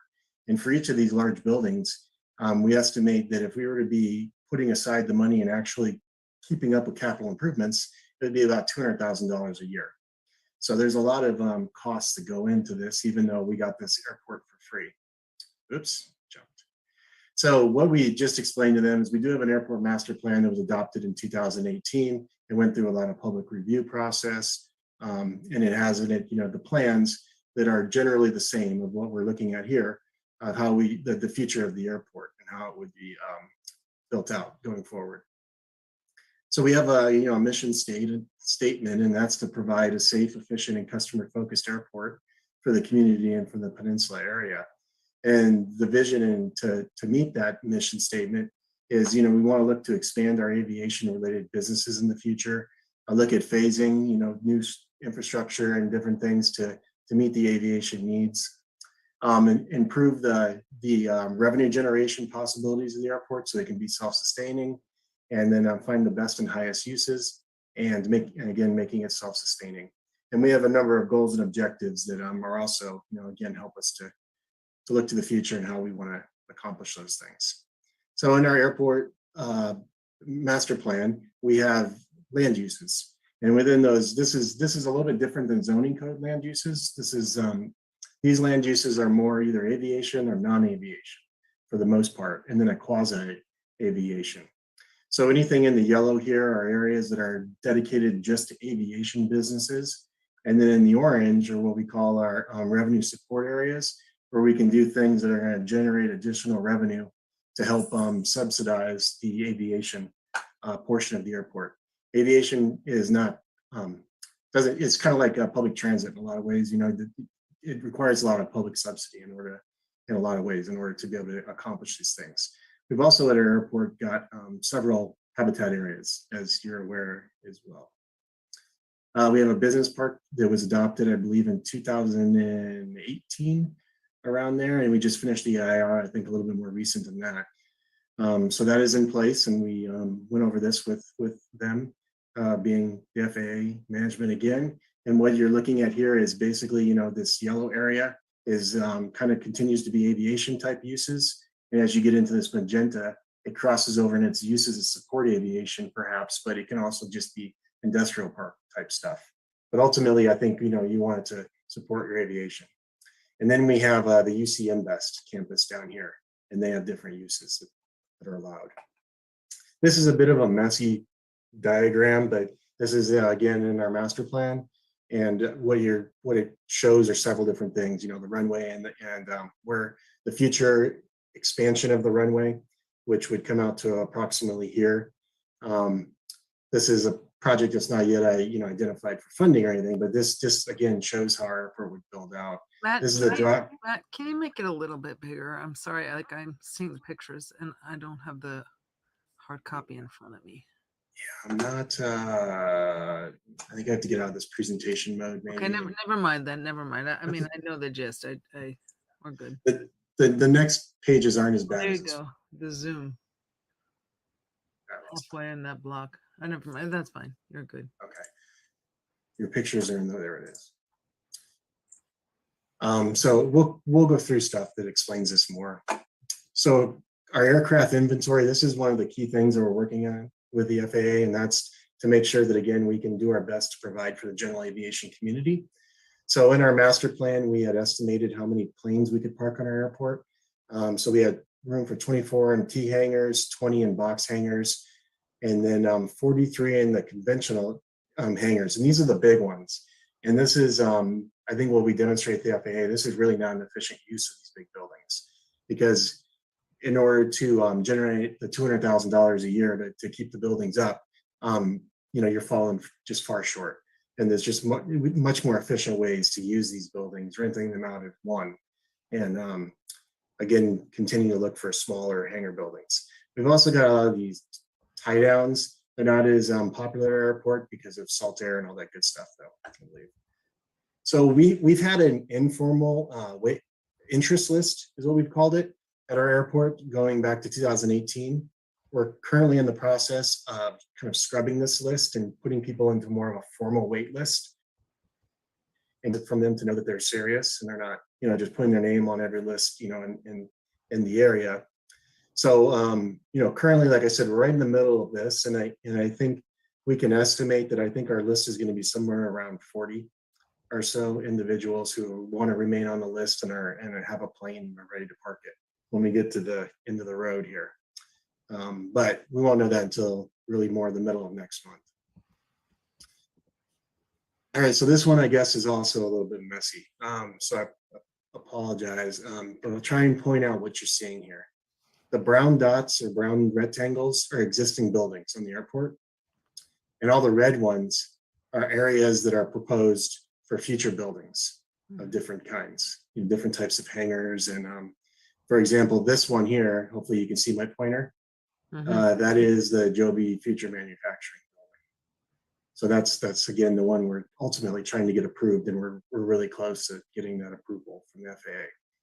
But what we've worked on recently, though, in response again to the FAA asking us, how can you show us that you can build out the airport in the future, is again taking our current airport layout plan and then taking it to an engineer and having them actually lay out how we could build new hangars and the different sizes and everything. So that's really what the rest of this exercise was about.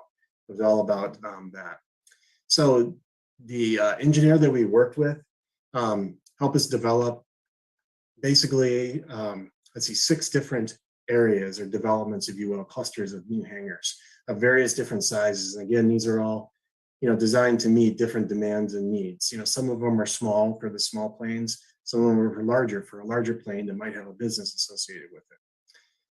And this is, as you'll see here, this is more of a long-term type phasing plan. So we're looking at this as basically 3 different phases, but it really is, I guess, 2 phases. So everything in the red box you see is phase 1. And in this phase 1 area, that's where we want to concentrate first on, again, providing new hangar space so that we can meet the demand of that, again, that general aviation need of the smaller planes. The area over here in this green is really kind of happening concurrently with what we're looking at doing at the airport. And that's, again, the Joby Future Factory building here, and then the airport business park that, in the future, we'll be looking to work with partners on development there. The longer term phase is this revenue development area on the north side of the runway. And this is a opportunity that can provide a lot of revenue for the airport, but it's very expensive just to get the infrastructure going for it. So that's one of the reasons we're really excited about this MAP program opportunity, is the ability to build a road that can get us back there. So then developers have the road and the infrastructure kind of, come into their front door, and then, they can take it from there to develop the rest of the property. It would be way too expensive for any one developer otherwise to, do that by themselves, or they'd be looking for different subsidies, and it really wouldn't happen in any kind of time frame that would be reasonable to anybody. So anyway, that's this MAP program, which stands for Military Assistance Program, is really for airports that used to be former military bases that need help like this, in order to be self-sustaining and stuff. So again, that's the high level of the phases. In our first phase, the first 15 years, we're looking at, and this is all really, it's kind of mushable as we continue to work through the things with the FAA. But the way we presented to them was 8 priorities that, again, meeting the demands first of the aviation community, and it'll be a total of 63 hangars. So I'll go ahead and run through those now. This is the second 15 years, and that would be a total of 48 hangars. So priority 1 would consist of what you're looking at here at the airport is, if you're familiar with the tower, where the airport tower is, that would be this structure down here on the bottom.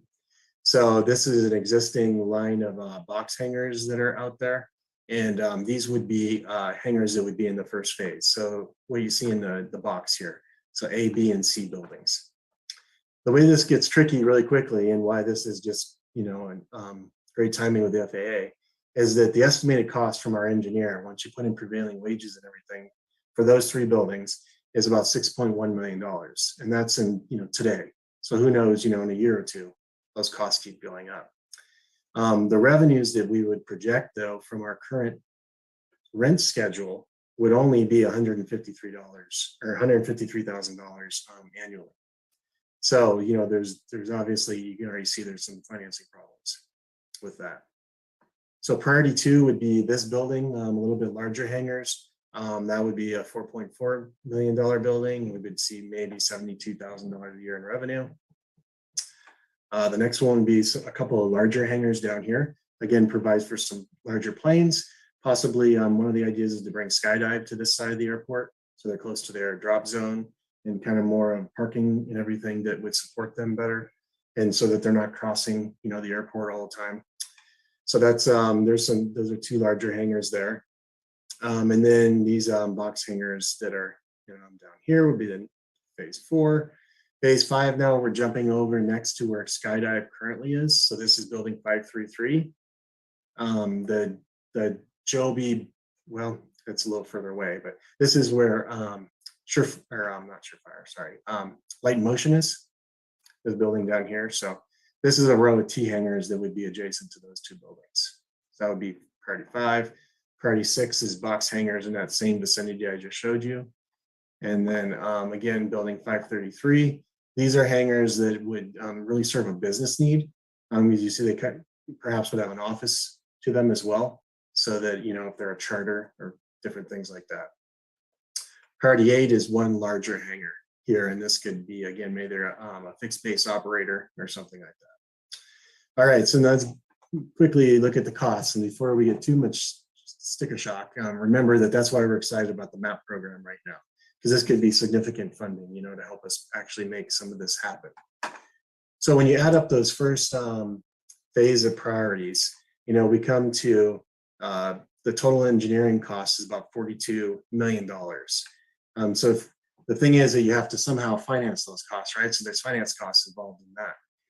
So what we've done here is work backwards. We've looked at it and we've said, the battery's running low. Hang on 1 second.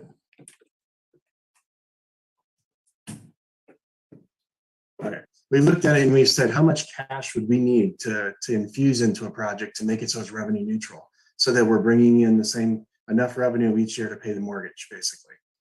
And so what it looks like we need is, for that first 4 buildings that I pointed out, is about $3.8 million to make that one revenue neutral, and then all the way down the line. So it comes out to about $35 million to do those. And it happens that the we don't think we're going to propose it this way because we can use the money better, and Lane will help me talk about that more in a minute. But $35 million is probably about the cap that you could see from the MAP program over a 5-year period. So so it helps us get closer. And I think, overall, we're looking at a mix and match of perhaps building new hangars and building roads as well to maximize, again, other economic sources so that we can, maximize the money. Phase 2, I'm going to really run through this one quickly. This is 15 to 30 years out, and different hangars, again, that have been laid out, and the order we think would be most advantageous. So these are down again. Here's 533. This kind of continues along this parking lot that's currently along Neeson there. This is a large individual hangar, and again, this one is over by the tower, and this one could serve, again, could be skydive or it could be a business like that. This is a larger hangar building. It is down by 507, and so the Joby tent is right out in this vicinity. And this would be a larger hangar for various different types of uses in the future. And then these are harder to develop buildings, so they're the furthest ones out. That's because they're on currently undeveloped tarmac area. Well, it's not tarmac, it's just dirt. And with that, that takes a little bit more prep work to do. The numbers here are very conceptual because they're pretty far out. So that is the gist of what we provided to the FAA when we met with them, and they were actually pretty excited about most of this to show that we're taking this seriously, and we really do want to provide an airport again that meets the general aviation needs. And through our conversations with them, I think they really get the big picture now, which is with Joby here, we can afford to do a lot more than we could before. So with their help to help build more hangars and Joby's help with an additional revenue we're getting, we're able to really move forward a lot of things that otherwise there just weren't even a possibility. So there's a lot of great opportunities right now that we're trying to really move forward and maximize on. As you know, we're working on an airport manager new position. We've got a recruitment open. And we're going to be looking for somebody who has this kind of development experience as well to help us. The FAA's, warned us this is going to be a pretty intensive thing when we get in this program. So we need to put a good team together. So we're going to be working on that. And I think, Lane and I have learned a lot through this as well. So we understand, a lot more on how to really carry this forward as well. But I think with that, I'd like to open up for questions.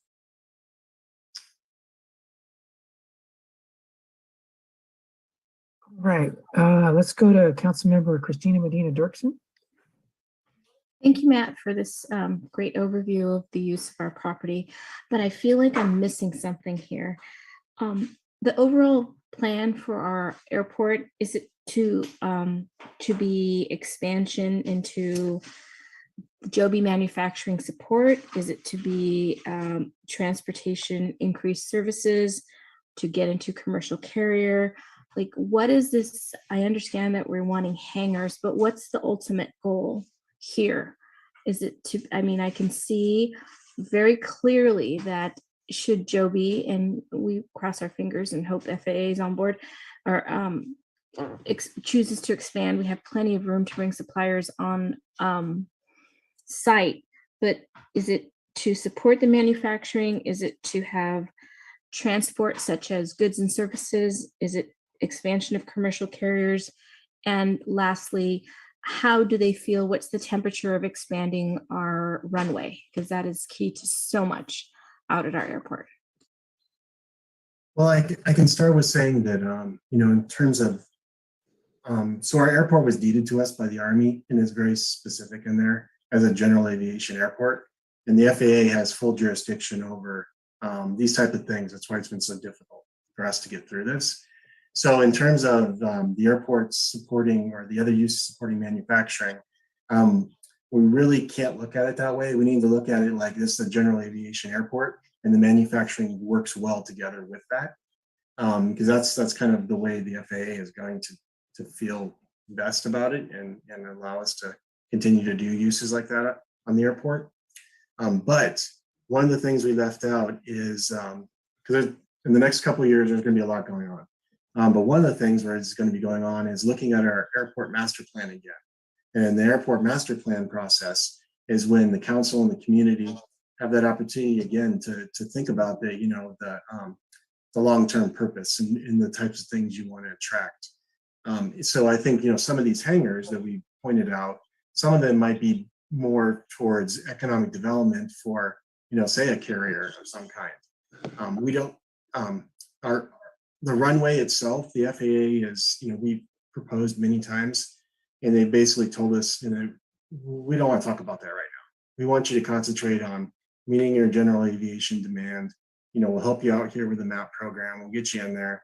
And you guys can creatively figure out how to do this, expand the runway yourself. And we think we have some really creative ways now, because if you have other funding, you can offset it and you can shift it, towards things like the runway.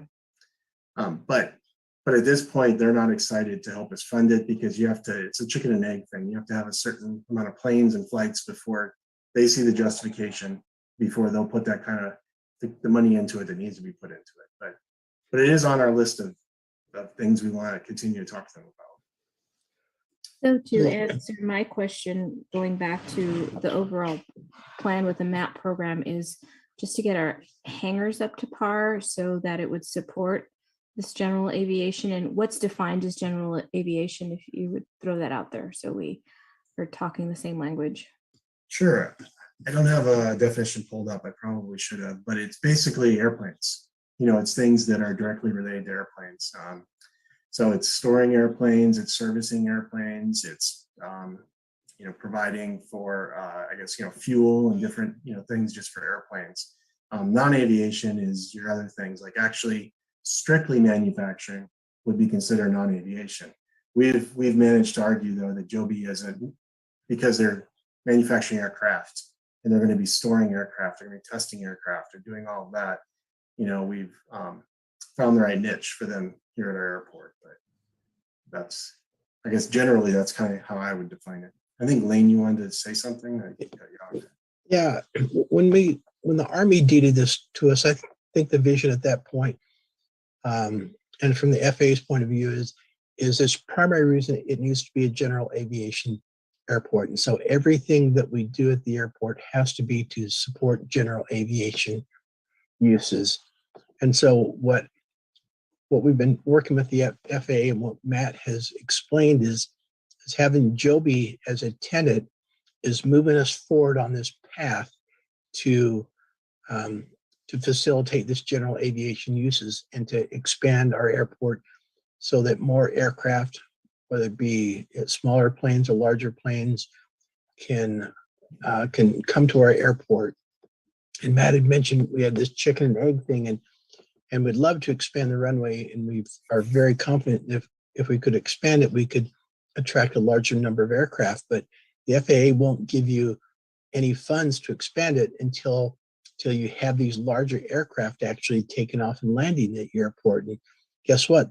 They aren't going to take off and land at your airport until the runway is long enough for them. And so the only larger planes that we get here are those that don't have a lot of fuel because they can't fill up. And so we know that probably to expand our runway, we're going to need some other resources and other help to do that. And so the FAA, they understand that Joby is a means to an end. It's a means to help us expand the general aviation use of the airport.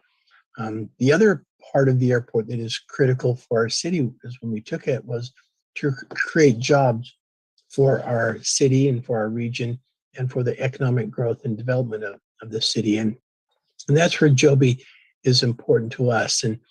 And Joby has these long-term leases. When they build a facility here, it'll be a long-term lease because the FAA understands that when you're putting 50 to 100 million or more to build a building, you have to have a longer period of time to be able to recoup your investment. And so we're kind of through those hurdles, and Joby is kind of set. The FAA, I think, is very excited about Joby and the potential shift that they are going to bring in the whole aviation industry, and yet potentially we could have other vertical and lift takeoff businesses want to locate at our airport as we move forward this plan. The other thing that we're trying to get from the MAP program is to really expand our infrastructure to the airport. And it's like anything that you do in a city, your infrastructure is critical. And we don't support our airport from our general fund revenues. So everything we do at the airport, we call it an enterprise fund. And so all the revenue it generates is for supporting the airport. And in fact, the FAA doesn't allow us to shift money that the airport makes to the general fund. And so it's kind of a self-supporting fund. We could put general fund monies into the airport, but at this point we haven't, just because those funds are limited. We have other infrastructure in this city that we use the general fund revenues for. But our goal is to really expand our revenue sources here at the airport so it can add this infrastructure. If we can get into this MAP program, we'll hopefully be able to add a lot of infrastructure. In addition to the hangars Matt was talking about, we want to put in utility infrastructure. We want to put in road infrastructure. And all these things we think will then put us in a position where we can attract not only aviation businesses, but also non-aviation businesses. And those will really be a huge economic driver to our city. So that probably gives you more than you asked, but we're pretty excited about our airport. Thank you. That's all really good. And I just want to have one follow-up question, and I'll be done. Lane, City Manager Lane Long, are we doing things on our own? Are we lobbying? For example, do we have any people that are in our favor or negotiating with any people with closer ties to the FAA? And or are there some like situations, for example, is it Castle Air Force Base out in Atwater or other locations that were former military with limited use that we can model what we'd like in terms of possible, and I guess I'm referencing the expansion of the runway. So twofold, are we working with anybody to let our cause be known? And, you know, it is a chicken and the egg and it's quite unfair. And has anybody successfully that we know of navigated this situation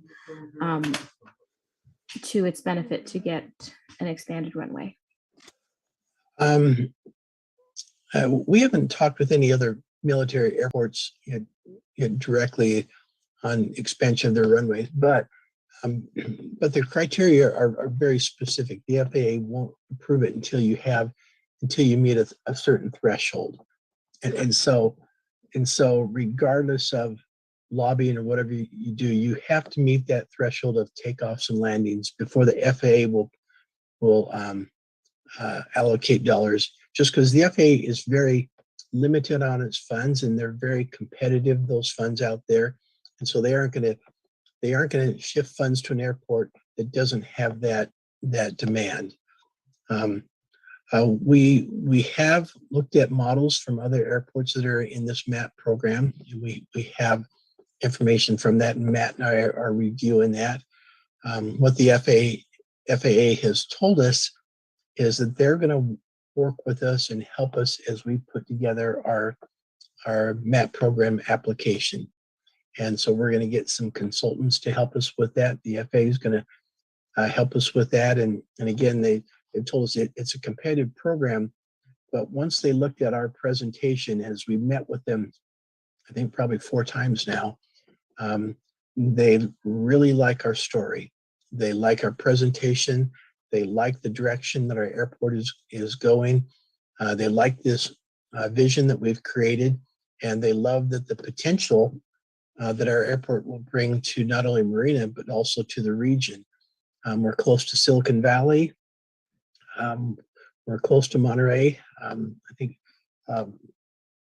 Michael Peer, he talked to the council earlier today, and we are going to be reaching out with him and see if there's anything that we can do collaborative with Monterey. We aren't going to be bringing in commercial flights or big big business flights or things like that, that's Monterey's niche, and we're good with that niche. We have our own little niche that Matt has kind of indicated, and the FAA really likes the niche that we're exploring, and we really think we'll have a good shot at it. Lane, I would really quickly on the question about the runway though and other military bases. This airport was a little bit unique as well, and then it was a helicopter airport, so they didn't have the need for a long runway and stuff. So that's one of the reasons it's shorter, and it's also it's a limitation, but it's a little different than some of the other military ones.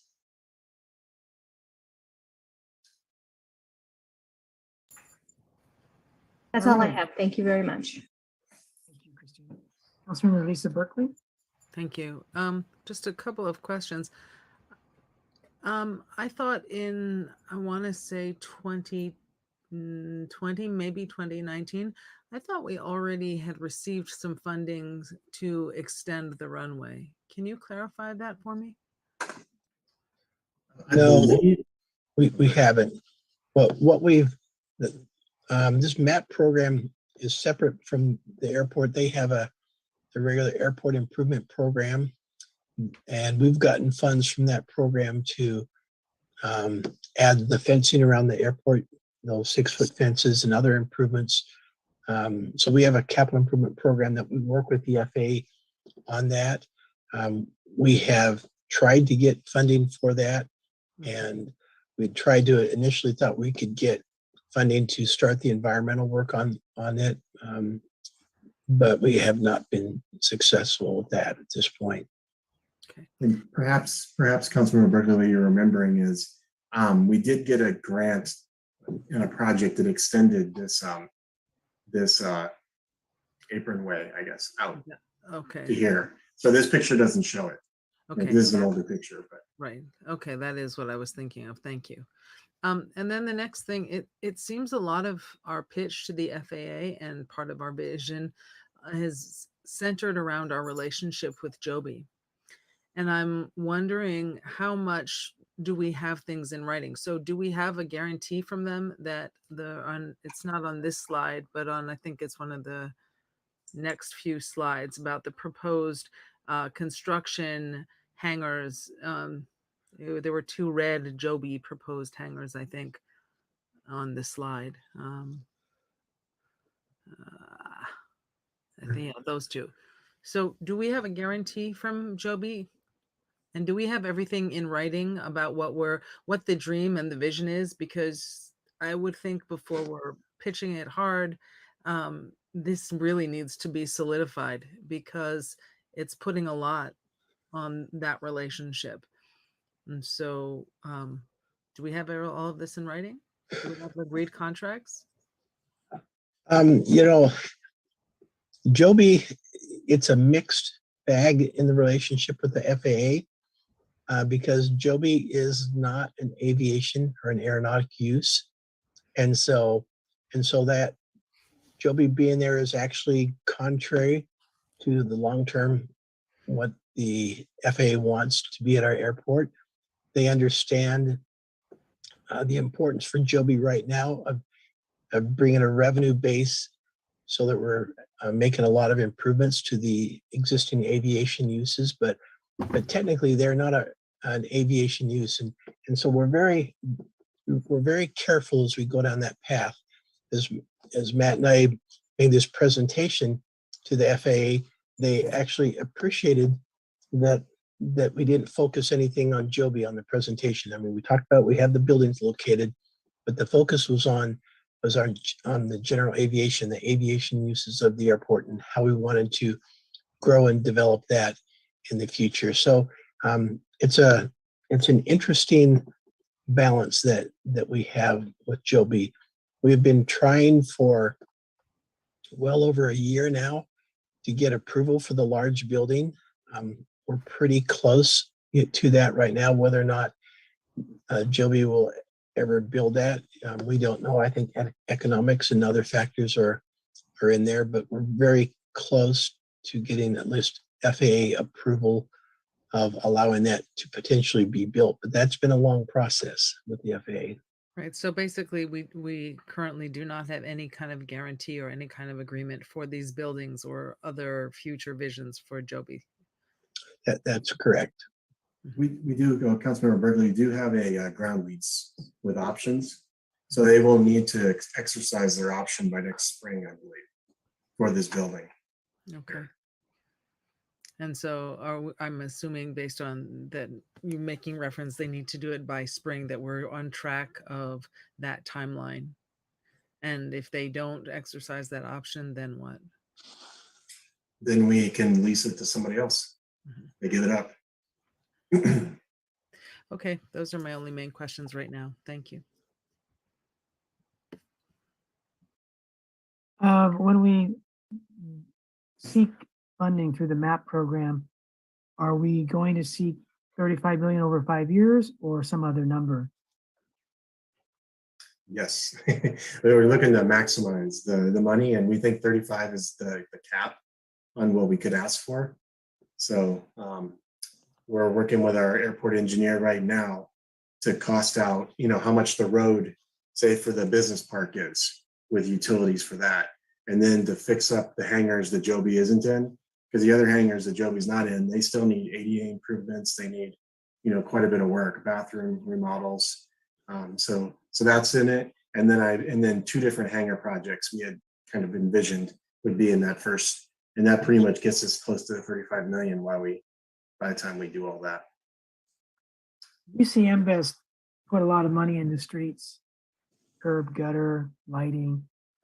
And, so far it's almost been a waste. It's just, it's going downhill without ever being used because there weren't tenants lined up when they invested the money.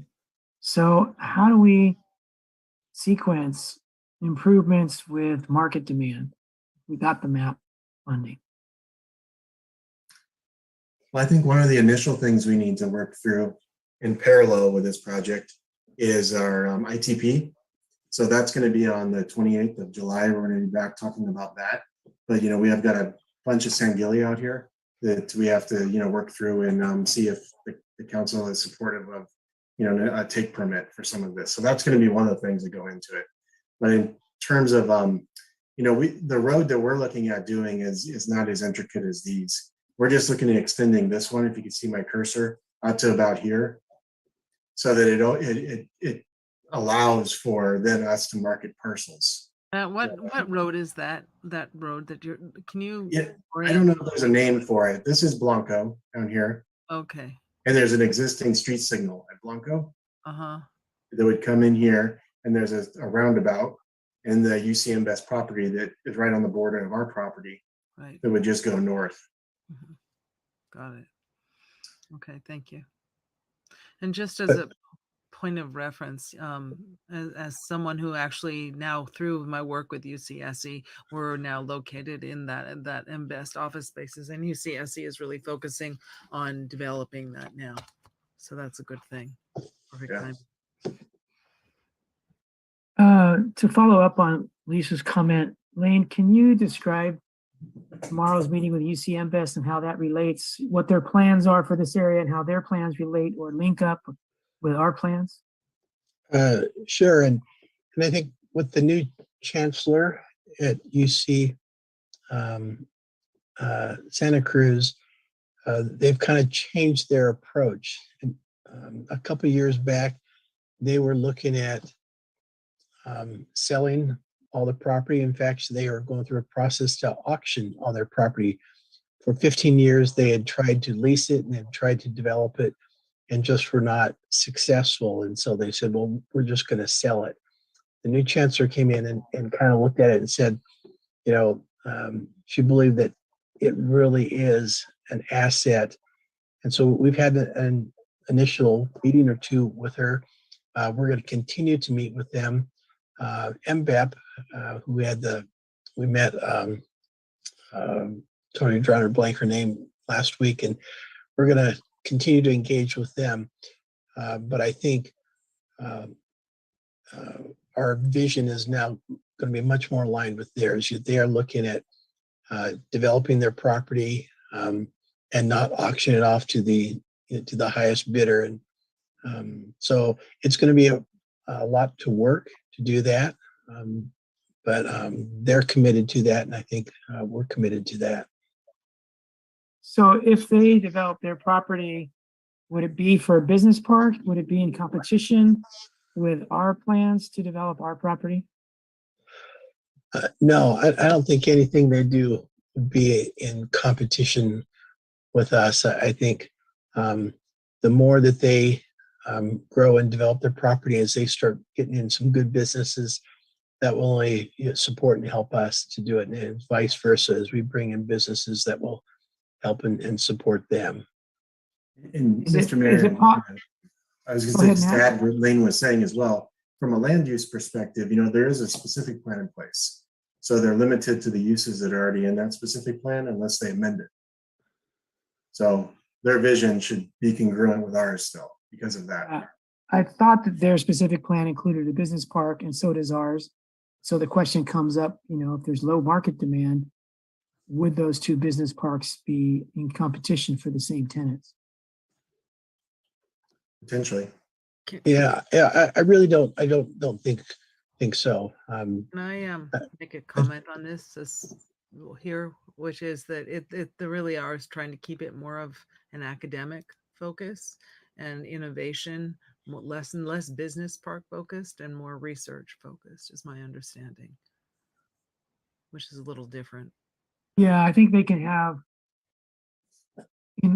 their wish list, but if they build a business park and the market demand is for tenants with more industrial businesses and not academic, they'd be between a rock and a hard place trying to hold on to their vision and turning down cash flow. And, just as we would be if we didn't get the preferred tenant, we might entertain other kinds of tenants, for practical reasons.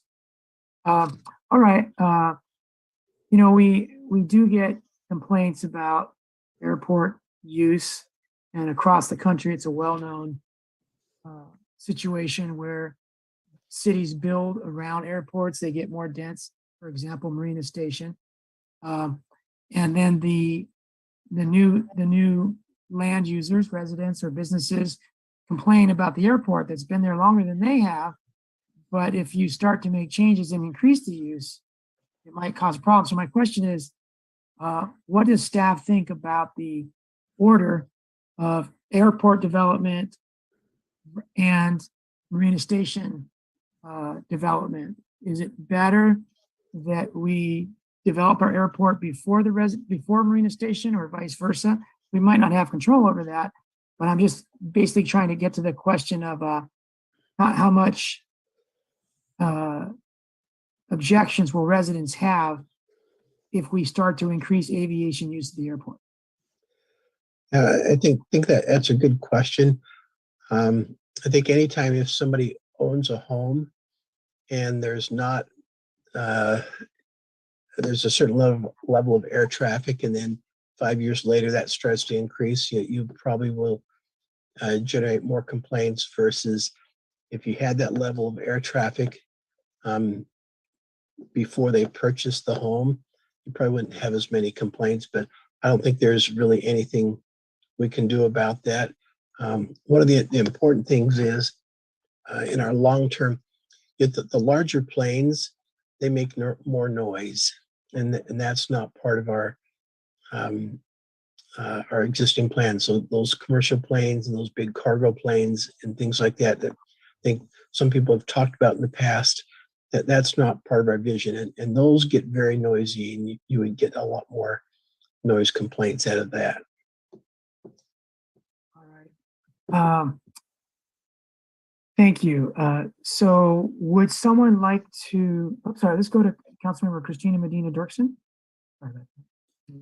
Thank you, Mayor. Just to address what you had sort of put out there about Marina Station, some things that we're going to have to consider is wind patterns and how much the flight path actually goes over homes in that so-called flight path.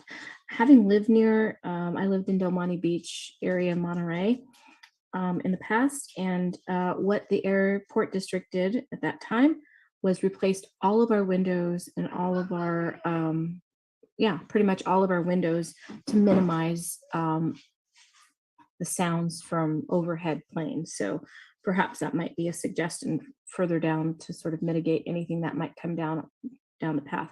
And I believe those funds were available from the FAA kicked down to our neighborhoods. So anyways, I mean, I don't want to put the chicken before the egg or anything like that, but those are some good considerations. What happens when we build in the flight path, but we just don't always know, given wind patterns, what the flight path might look like.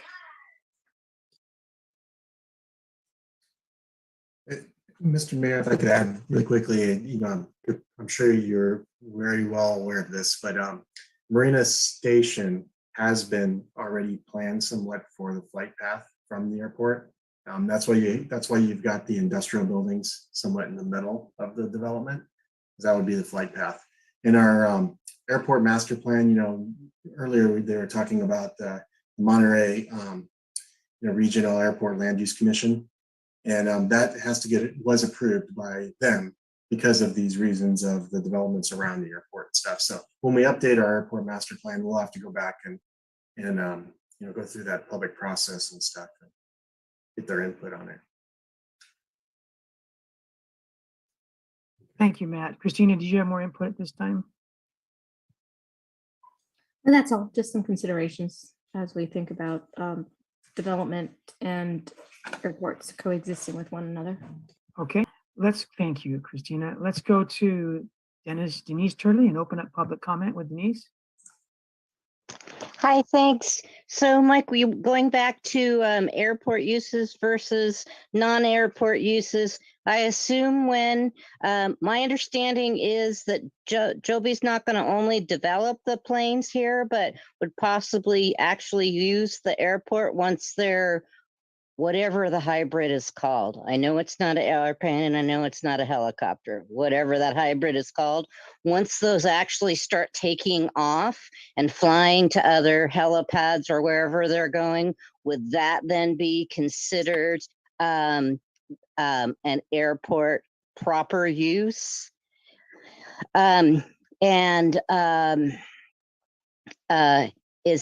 Would that also possibly engender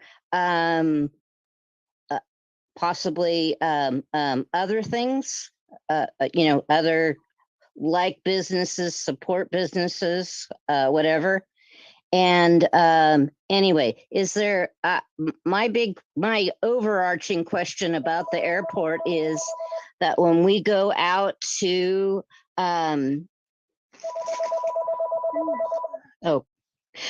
anyway, that'll be my comment for now. Thank you. Okay, are there any other public? Let's go to Brian McCarthy. Good evening, Brian. Good evening, Mr. Mayor, members of the council, staff. I didn't want Denise to be the only one that spoke tonight. So no, I did wanted to provide some public comment. I've been listening to the entire meeting. I'm generally very supportive of kind of carefully continuing to develop all of the aviation uses at the Marina Airport. But I am kind of concerned as I listen to this presentation tonight about the level of maybe public input and industry involvement in the discussion. I understand this is a kind of a presentation item and not a public hearing, but it very much feels like a public hearing kind of cloaked a little bit in a presentation item. It feels like direction is kind of being given as to the future of land uses at the airport. And again, I'm just a little concerned that there hasn't been robust enough public involvement in the discussion. I guess from a land use perspective, I would have liked to have seen this come before the Planning Commission, of which, as you know, I sit on.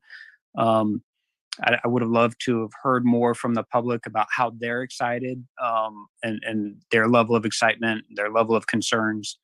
As you know, we don't have an airport services manager right now, but just in the last couple of weeks, there's been on social media a lot of concerns about aviation-related noises.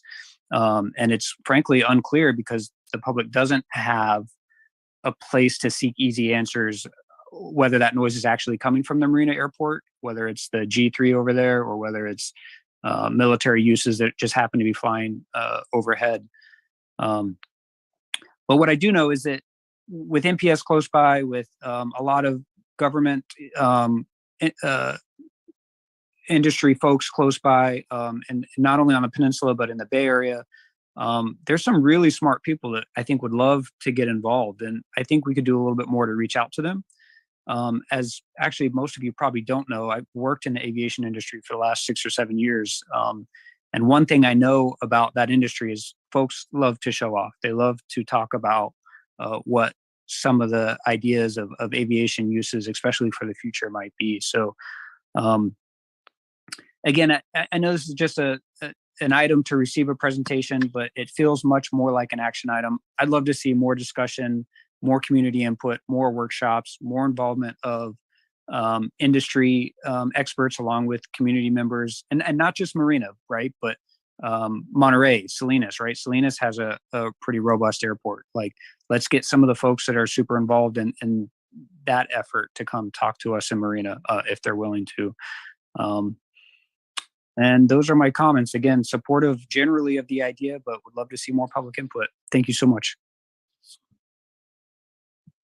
Thank you, Brian.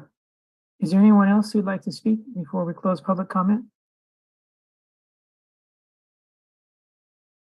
All right, we'll close public comment. Denise had a question. If Joby continues to progress and end up launching aviation vehicles for customer use, would they even be doing that directly from our airport? But her question was, might their future plans trigger their designation as an aviation use as opposed to its current non-aviation designation? Potentially, it could be, and what we call those are vertical takeoff and lift, or VTOLs. And the buildings right now are primarily for manufacturing, but if their model moves forward and they end up having 20, 30, 50, 100 aircraft that take off and land at our airport, then yes, that changes from to an aviation use. And so if those aircraft are parked at our airport or in the hangars, yes, that is aviation use at that point. But their buildings primarily right now are going to be for manufacturing those aircraft. Is it within the realm of possibilities that they would have customers load their aircraft at the Marina Airport and travel to a destination? Like a vertical. Yeah, I think it's within the realm of possibility. I don't know exactly what their model is, their business plan. Is there, if they didn't do that, is there any other way they would be considered an aviation use? They would definitely be an aviation use, because they're going to have, those aircraft have to fly away from here regardless, to go to, whether they go into circulation, to fly to other cities or something, they will have to leave Marina. They have talked about a vertiport in the future. So that is, in that the business park might be the good opportunity that you can come in off of Blanco in the backside, and that would be where you park and have your, terminal, if you will. But it's kind of a bigger, longer term plan. It's kind of, we'll kind of work on it. All right. So to answer Denise's questions, there are actions, developments that could happen here regarding Joby that would trigger aviation designation, but at least for the near future, there will be a non-aviation designated entity. Right? It depends. I guess that's kind of a tricky one, because they do have a lot of stuff right now that is purely aviation that they're doing, like in hangar 524, we call it, which is over off of Neeson. They do have actual aircraft in there that they fly. They have pilots that work for Joby. They have helicopters. They have the VTOL itself. That's where it lives, and that's where they fly out of. They're doing they're going to be doing simulators pretty soon. That's an aviation use. So it really, that's in the aviation or the FAA. This has really stretched them too to look at these things differently, because Joby is really at the forefront. Does the FAA designate their current use in part as aviation then, and not just manufacturing? I would say yes. It's the large facility that has given them a little bit more pause, because in their mind, if something can be made off the airport, it doesn't have to be aviation. You can make it off the airport and bring it on. But because they're assembling the aircraft there, because they're going to be flying it away from there, the training pilots, all these things kind of go into the whole package that has helped us make that. All right, thank you. Councilmember David Burnett. Thank you, Mr. Mayor. Just a couple of responses there. The name of the business model, or what they're trying to project, is air taxis. And what I understand is it is to move someone from where they are to where they want to go.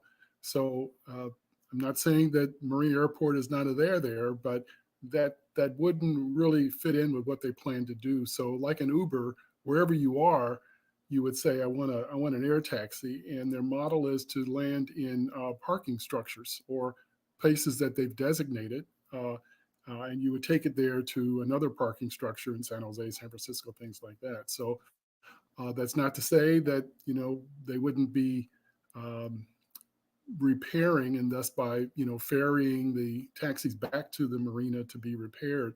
But I don't see that as a large, a constant kind of thing going on. And then the other thing about the Brian McCarthy mentioned, there was the airport master plan, and required a lot of public input. And there were a lot of, in your presentation, you talked about the number of meetings that were held. It was a few years ago, so, there's that, but there's been a lot of input. And I think what was outlined tonight is part of what the master plan calls for. So it's not like we're giving direction that hasn't been scrutinized or had comment on. It's just, now we've got the master plan out there, and now this is how we're going to so we're kind of in implementation of the master plan. So I just wanted to make those two little points. Thank you. Thank you, David. Lane, I don't think we need a vote. This is just an information only presentation. Is that correct? Correct. We just kind of need, is council supportive of this direction? It sounds like we got good support here. Okay, let's go to Councilmember Lisa Berkeley. Yeah, I was just going to make a motion that we acknowledge that we have received a presentation regarding the long-term vision and fiscal sustainability of the Marina Municipal Airport, efforts to provide quality general aviation facilities to meet demands, and potential support from the Military Assistance Program, or MAP, to fund investments in infrastructure to support hangar development and facilitate revenue supporting uses. A second. All right, well, I mean, do we have them? We don't have a resolution because it wasn't considered an action item to require a vote. Lane and Heidi, can you chime in on whether it's advisable to have a vote here? We usually. Go ahead, Heidi. Typically, when you receive a report, it's already considered received by virtue of being published in the agenda packet, so you don't really need a motion to receive it. Okay, then I withdraw my motion. All right, well, thanks.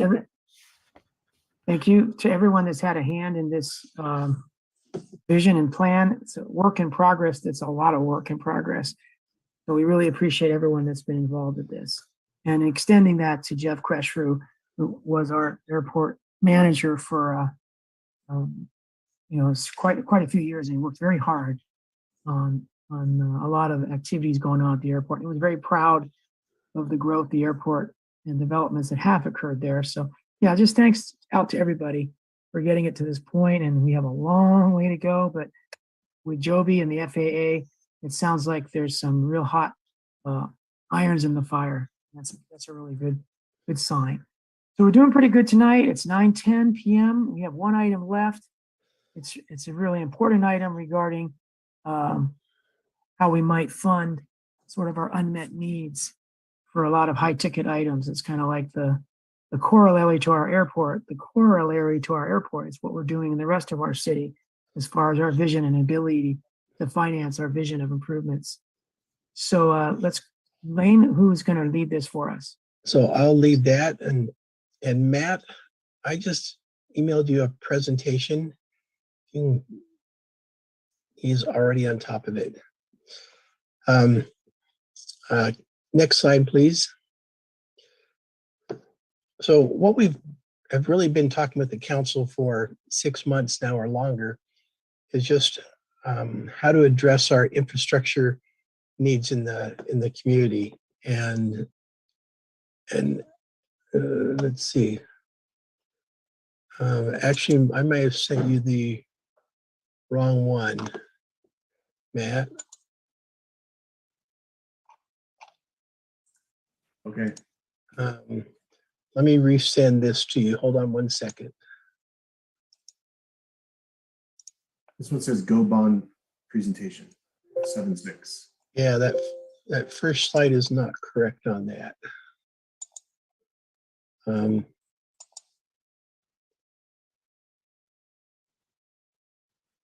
let me try to resend this again to you.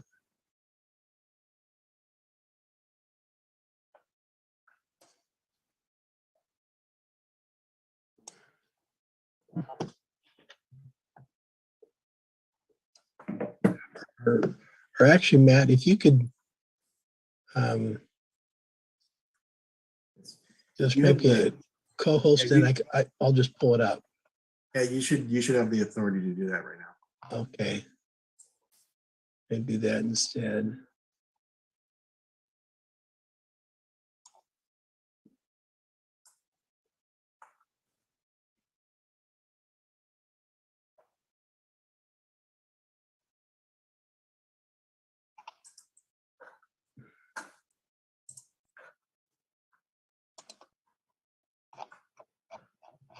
Get the right window here.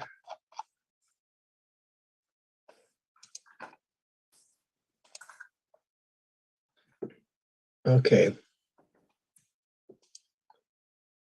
So what we've been talking about is really some critical facilities that really need to be addressed in the city. And one of the largest one was our street infrastructure. And as Brian McMinn has talked about, we are well on the way to addressing that problem. And so the next major problem or issue that we have to address really is these aging city facilities that not only need to be replaced, but also additional facilities that we have to replace or build just because of our growth and our change in our population as it moves forward. And so one of the important facilities that we need to build is another new fire station. And we've talked about this in the past, and the cost is roughly $17 million. And fire stations, location is critical to fire stations, and that's because your emergency response, both for fires, but also for medical responses, time makes a big difference. And so a 4 to 5 minute response versus an 8-minute response is night and day difference as far as a structure being enveloped in fire and somebody that has a heart attack or a stroke. And so it's critical as communities build out, as you add your fire stations, that they get located in the right areas of your city. And so we've had a lot of growth in the Dunes area and the Sea Haven area, and our responses to those areas are not adequate. And additionally, as those areas have built out in the design, our existing fire vehicles cannot address, if there's a structural fire, we'll have problems in getting the fire put out and getting our resources located. And we really need a ladder truck for those areas. Our existing fire station on Palm Avenue, it was not built for a ladder truck. It's not long enough. There's no way that you can build a ladder truck into it. And so in addition to a need for a second station, we need to have a ladder truck, and it needs to be able to support that. And additionally, we have all these commercial businesses that are going in that are critical to our tax base and are really helping our tax base. And those are now getting 2 and 3, 4, 5 stories high. And we have to have a ladder truck for that. And so that's a critical facility that needs to be built in our city. We've talked previously about our community center, which is our city hall, council chambers, our senior center. And that originally was never intended to be here 47 years after the city was incorporated. These were originally double wide trailers that were all put together, and the plan was in 6 months you'd go down a path to finally really build city facilities. And with our police station, we had the same thing. It was built with a combined. It was really a public safety station with a combined police and fire department. At that time that it was built, we had public safety department. We didn't have a separate police department, separate fire department.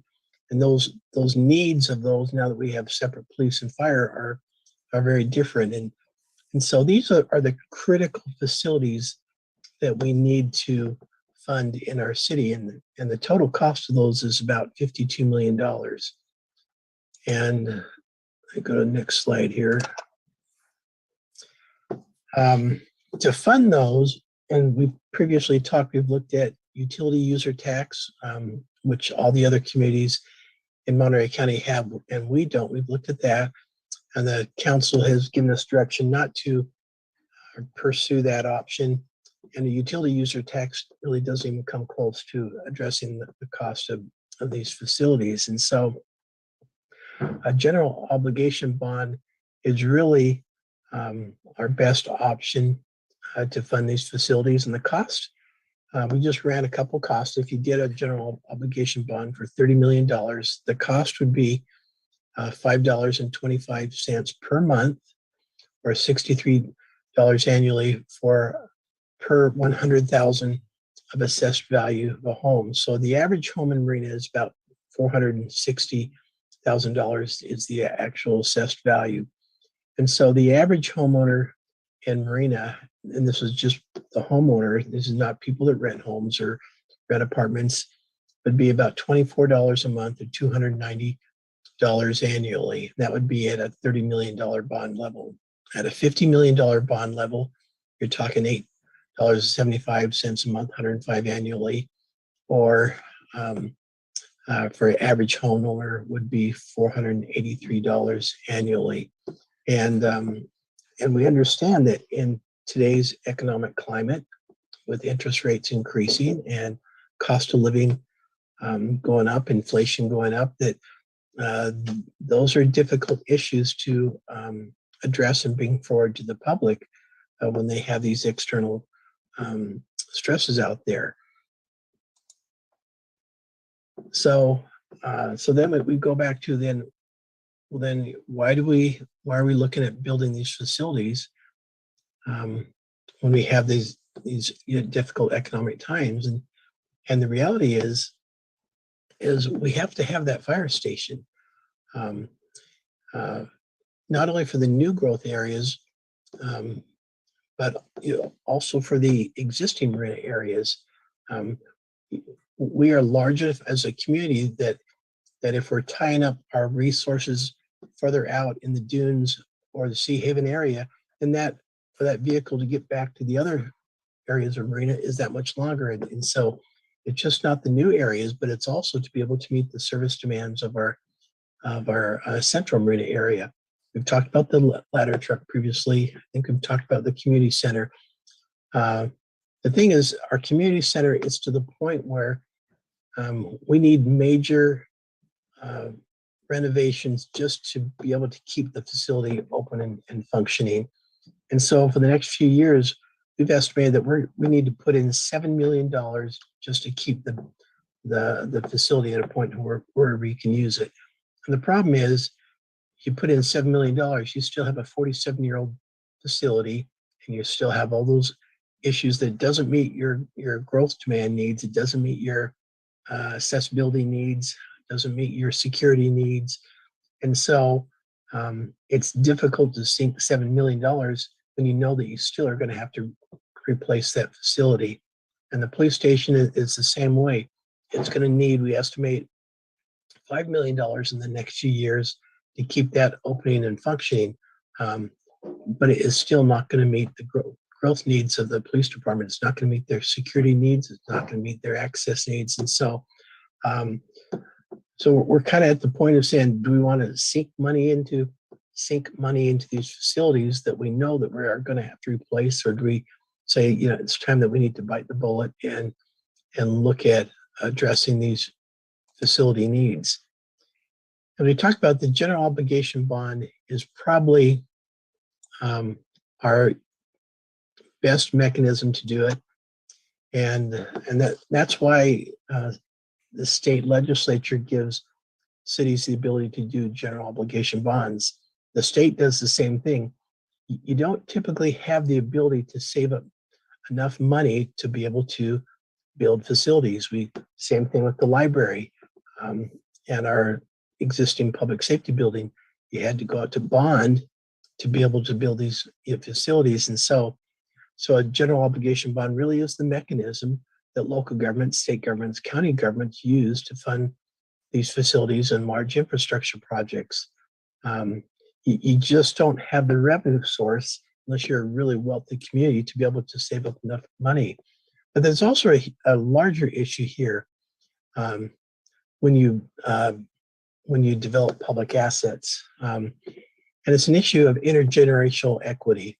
And I think as a community, as a nation, as we start really looking at equity and really what it means, and so a bond issue really allows you to address this issue of intergenerational equity, in that the users of that facility, they will pay for that cost of that facility over time, versus if you tried to share up to save up money for that facility, that means that your generations for 10, 15 years, they'll be putting money into saving for the facility, and they will never be able to get to use that. And so GO bonds are really great for providing intergenerational equity for the actual use of that facility. And that's an important tool of why you also use general obligation bonds. Now, we are hoping tonight that we would have the results of our public opinion survey in. The council approved hiring FM3, they're a public outreach firm, to do some testing on our community and how they would look at for a facility like this. I just talked with the consultants this evening, and they're about 75% completed. The 4th of July holiday has kind of delayed some of those responses, but they think they will have all their responses in by the end of this week, and hopefully early part of next week we'll get some draft copies of the survey responses. So we definitely will be able to bring to the City Council on the July 19th meeting the results of the survey. Now, we've had several people say, well, we want to see the survey, and can you send us copies? And what we're trying to do is have a statistically valid survey, and so that's why you don't put it out there for people to put out there and post on the internet. And so I can't tell you what's on the survey, but what they are doing on the survey is they're assessing the quality of life in Marina, asking people about that.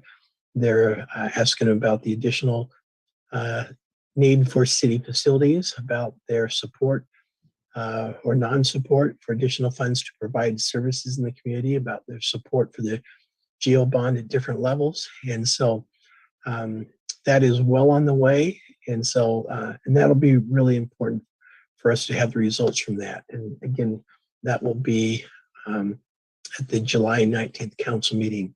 What the survey will show us is that even though we have the results of it, public outreach, education, and engagement is critical for any bond measure to pass. Like I remember from our previous bond surveys that we did a survey, and we talked about utility user tax and also the business license tax, and the survey results came back and it was supportive for it, but it was not necessarily at the level that we wanted to get to be confident. And I think the firm said, yeah, they're cautiously optimistic, but in any bond measure, public outreach and education really is critical in that process. So we'll have those results back for the 19th. Now, the next steps in the process, and our new city attorney, Heidi Quinton, has gotten involved, and it's really nice to have her on board because there's a lot of legal things that we need to have in place. And so, and Heidi's been doing some research for me, and I think that she tells me we'll need to adopt a resolution of necessity, which essentially will talk about the need for this geo bond and the facilities that we'll have, and that will be a part of that bond. We'll have an ordinance that we need to adopt for that. And then also we'll need to have a resolution with the ballot language that will go to the county. And that is a lot to cover in the next little bit. Our deadline is August 12th to file the ballot language with the county. And so between now and August 12th, we have a lot to do in reviewing the results of the survey and adopting these resolutions and ordinances that we need to do. This also shows that even after that, there's still things that we need to do. You have to file your arguments in favor and against the measure and your partial analysis and different things like that. But our critical deadline is August 12th.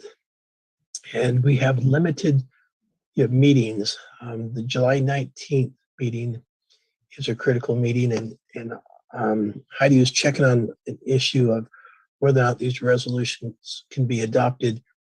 Do they have to be in a regular meeting or a special meeting? And Heidi, do you have any answers on that yet at this point? I think the biggest issue the city council will have is the adoption of an ordinance, because the second reading has to be at a regular meeting. And right now, as the city manager indicated, we have very few meetings left before the August 12th deadline. So that's what we've been looking at. General obligation bonds, the statute is very complex. So we're just trying to get a better sense of what all of the timelines are and the steps needed to accomplish a ballot measure. So if we need the second reading of the ordinance at a regular scheduled council meeting, at this point, the first reading would have to be at the July 19th meeting. And then our previously regularly scheduled meeting was August 2nd, but that was National Safety Night Out. And so we're going to cancel that regular meeting and then have a special meeting on the next night, Wednesday, August 3rd. But that sounds like that probably won't work, because that Wednesday, August 3rd would be a special meeting, even though it's just moving the regular meeting. But maybe an option would be to just open the regular meeting on the 2nd and then continue it to the 3rd, so that we could have at least open it and have initial discussion, because the thought was the council really wanted to spend the time at the National Safety Night Out. That's probably one of our biggest events, and we wanted to get out there and support it. But is that an option, Heidi? I think, just on the spot, I think that could be an option, because it has to be adopted, the second reading, at a regular meeting or an adjourned regular meeting. So again, I would need to look into that, but that's a possibility, that you open the regular meeting on the 2nd and then adjourn it. I'd have to check on that, but that is a creative way. So that would give the council a little bit more time, but I'll confirm all of that. Is it possible, just apropos a special meeting just for this item, to meet earlier in the day? I mean, it's not going to take that long, and maybe we meet at 3 or 4. I think that the problem is it has to be a regular council meeting. And so our regular council meeting is already established at 6:30 on the 19th and on the 2nd. And so I'm not sure we can change that time of the regular meeting. but Heidi can look into that too.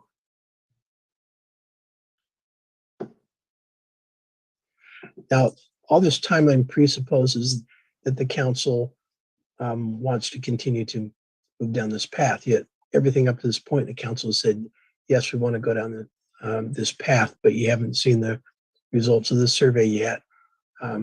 So there's a lot, we know there's a lot to do, and the July 19th meeting, I think, becomes a really critical meeting. And so I think part of it is we want to get a sense from the council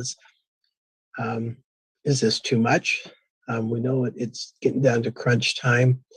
Do we just say this is too much at this point and pick it up 2 years down the road? So kind of, and that was kind of my presentation up to this point, Mayor and Council. Excellent presentation, similar to ones we've seen in the past with a little bit of updates to it, but not a lot of new information other than that last next step slide. Let's go to Councilmember Lisa Berkeley. That was from, actually, no, I did have a question. I think it was slide 3, where you were talking about property values, because you said something like the assessed value is 400,000 per house. And just a quick preliminary information on data, where did it go? On Data USA, which draws from the census per 2019, the median property value was $513 and the median household income was $64,258. So that does have a different, a little bit of a different context. I just want to be sure that we're clear on what are we talking about, what's the impact going to be. And again, as you mentioned, it does not include renters, and we've got close to 60% of our community are renters. And Remember, did you have a question? no, I did not. It was just it was just a point of clarification, actually. So I just stated my understanding of the data. And so if you can explain where you got your data, that would be helpful. Thank you. So that data was from our most recent assessed values. I don't think that they've been updated to necessarily reflect the current census. But that was from, I guess, last year's assessed values. So Lane, do you mean from the Monterey County Tax Assessor? Correct. So our financial advisor works with that to figure out what that average assessed value is from Monterey County Tax Assessors. So yeah, it may be an updated number that may be a little bit larger. This is just the most recent that we have. Yeah, and it's certainly not what a lot of the information, So Councilmember, we're really in the question stage, but all of your comments can be aired during the comment phase. Yeah, it's just a point of clarification, but okay, that's all. Thank you. All right, thank you. Let's go to Councilmember Christina Medina Dirksen. Thank you, Mr. Mayor, and thank you, City Manager Lane Long, for your presentation. I just wonder, we are a little blind here because we don't have public opinion here.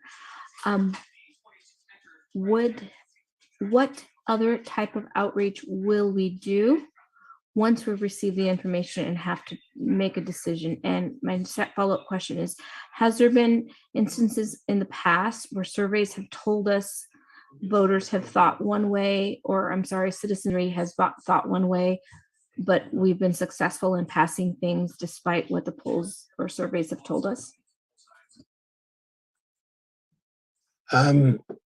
Yes, like our last one, that was the business license tax.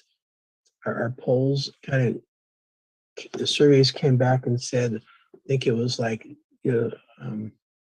we had support, but it's cautious support. And it's like, I think in the 50 some percent. And the actual approval of it ended being 83%. So the actual vote was quite a bit more than the survey. And I think that gets back to your public outreach and the communication and really educating the people at that point.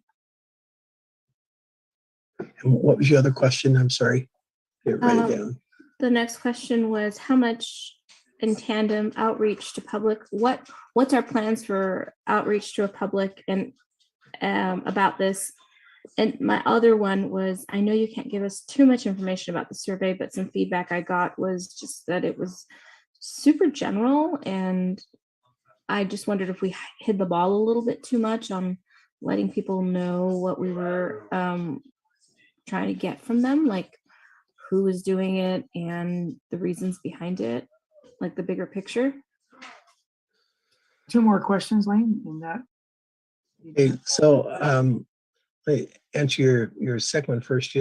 The firm that we use, that they actually are one of the leading firms across the state, and the format, the questions that they ask are very, there's reasons and there's why they do that and how they ask the questions. And so even though people may have got the survey questions, they may have thought they're odd or a little bit different.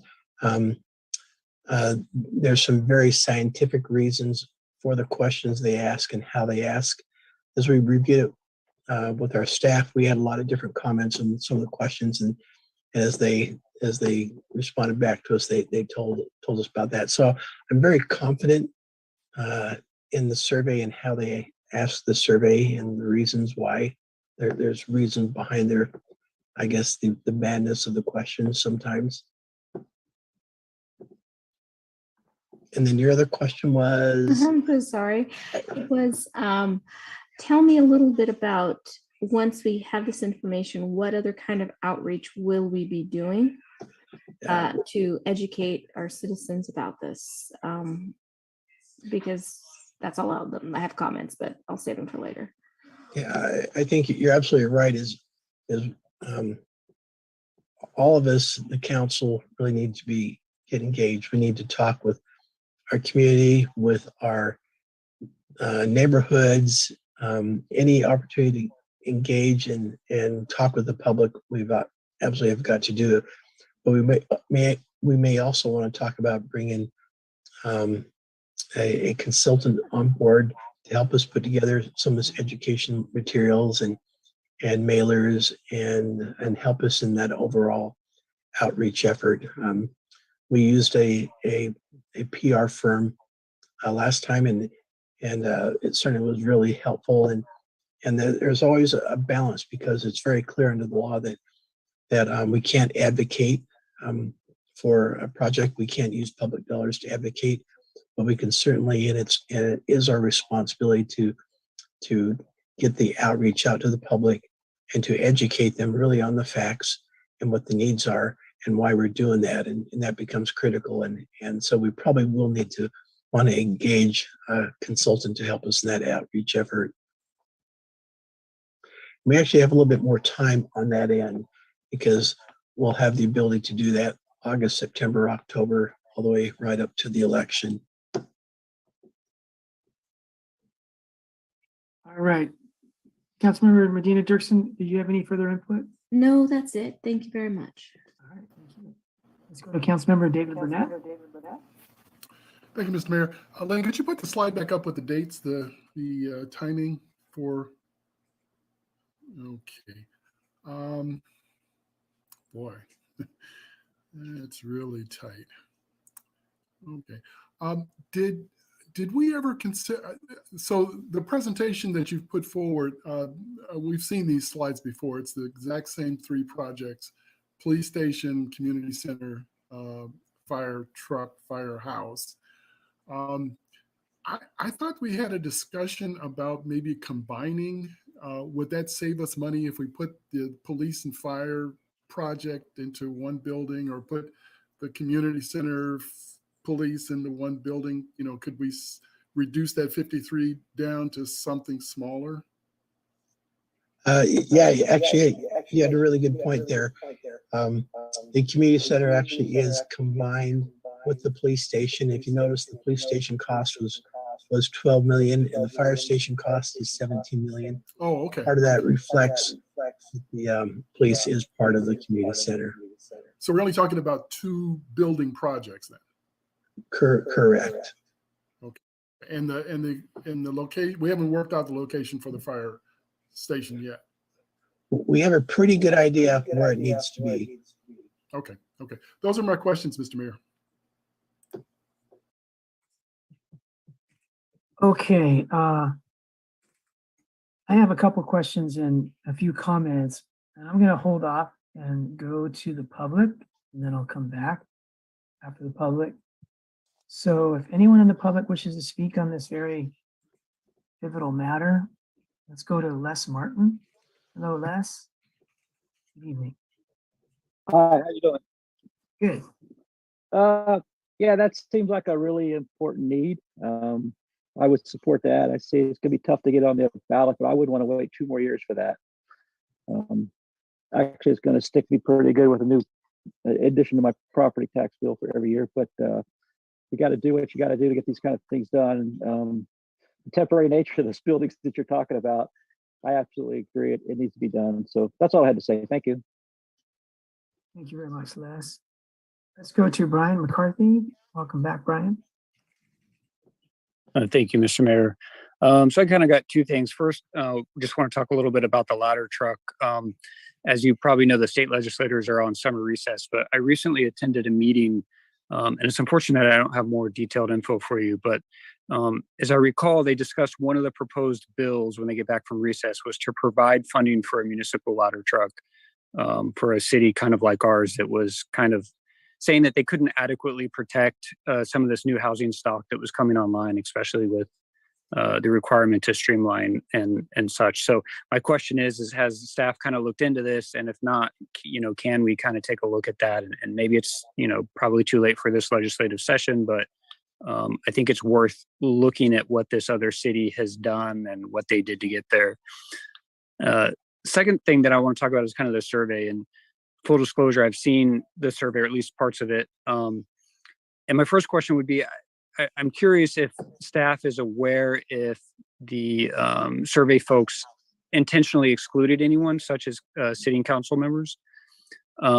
Unfortunately, I missed comment when you guys talked about this previously, but had I attended, one of the things I wanted to mention was, that I think there's really some value in disclosing who's commissioning the survey. And I actually reached out to the survey folks because I was somebody had called me and said, hey, why are these people calling me and not telling me who they are? And, their answer was, that they believe that there's a certain level of response bias sometimes when you disclose, but they also said that some municipalities absolutely request that it gets disclosed. And, there's maybe no strong science on what that response bias looks like.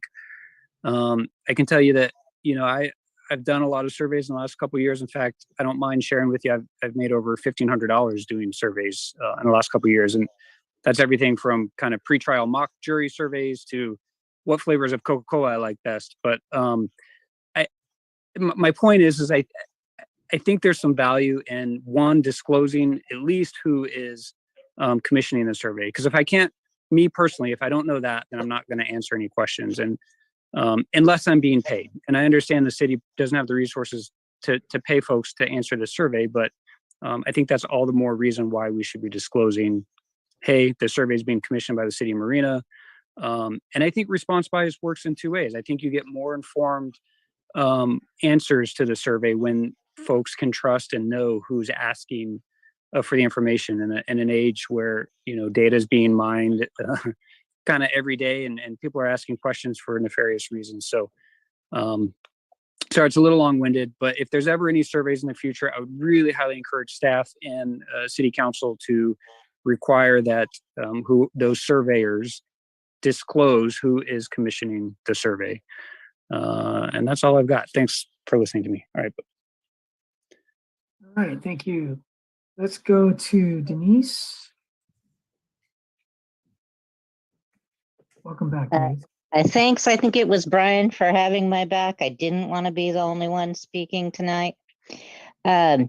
Anyway, so this is just such an important thing for our city as we're growing and getting a little more stretched out, that we are able to give response times, not only to the existing, but of course, there's the possibility that we will grow in the future. And I think that placing specifically the fire station where it is would possibly benefit that. And I have to piggyback on what Brian said.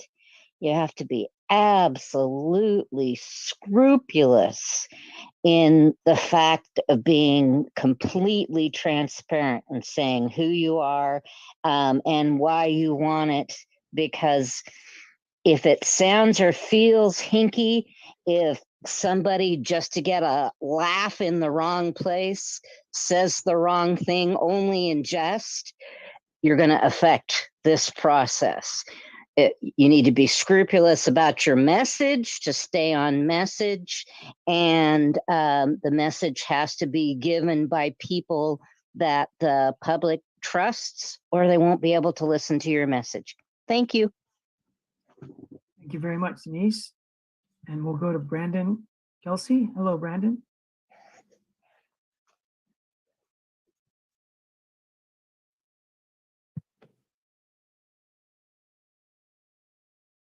Okay, sorry guys. I wanted to just back up what Brian McCarthy mentioned about just making sure that the survey is completely transparent.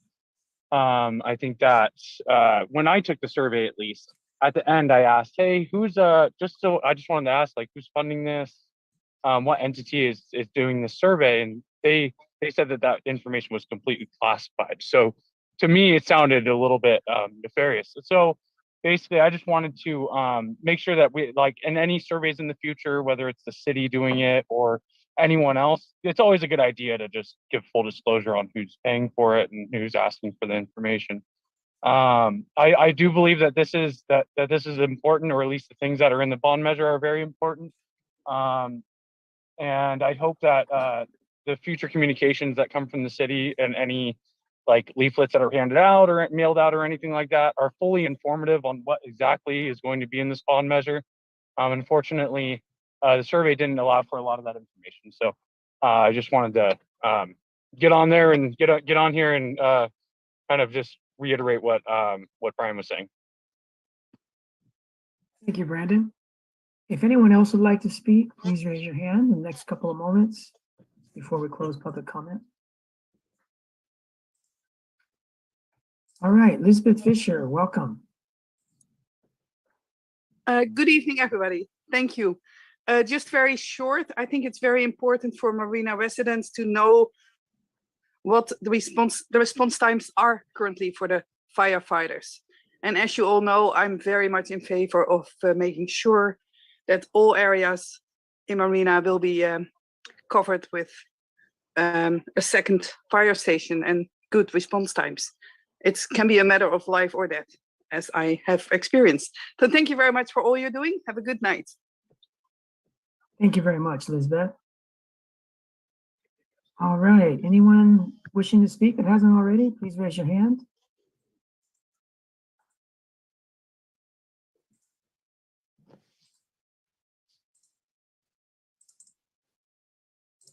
Okay, we'll go ahead and close public comment. Has anyone looked into whether state funding is available for our desired ladder truck? Our chief McCown can jump in. Yeah, we've looked at that in the past. I know that he's looked at in the past. We've looked at if there's grant monies available by the state. We've looked at if there's safer monies can be used. So Doug, can you respond of anything new that you're aware of? Yeah, we've attempted 4 times so far to get a grant for a fire truck. We have not been successful yet. We do keep trying. I did hear about the state of California buying a truck for another city, but I don't know if that was a result of a fire or another natural disaster. I don't know of any actual grants that the state does, for cities in that regard. But we have been trying multiple years. And I would think if the state passed any legislation that would fund that, we certainly would take advantage of that, and it wouldn't use bond money for that. Yes, I mean, we've been, a member of the Fire Chiefs Association, and I put some feelers out when I did hear about this. And I haven't got anything definitive yet back. So some of the other questions, Mayor, do you want me to answer some of Brian's other questions? And Denise? Sure, go ahead. I did not note other questions, but please proceed. So he asked about, was anyone excluded from the survey? And yes, City Council and myself were specifically excluded from the survey, but those were the only people that were excluded. He brought up a good point about disclosing who does the survey. And honestly, I was really relying on what the surveyors say they typically do, but I think that's some good feedback that we can talk about for the next survey. So I really hadn't thought about that. We was just kind of relying on what they typically do on that. So that was good feedback on that. And I think that's all the questions that I've written down. All right. Thank you, Lane. Thanks to everyone in the public. So this is a really tough issue, whether we should do this and whether it would be successful if we try. Tonight was kind of positive in that 3 of the 5 people that spoke seemed to support it. 2 of the others didn't really indicate one way or another. They focused more on transparency of the survey. Since the 75% of the survey is complete, the rest of it will be completed in the next week. That horse is out of the barn until we do another one, so we can take advantage of the input we heard tonight on the transparency disclosure of who's doing the survey.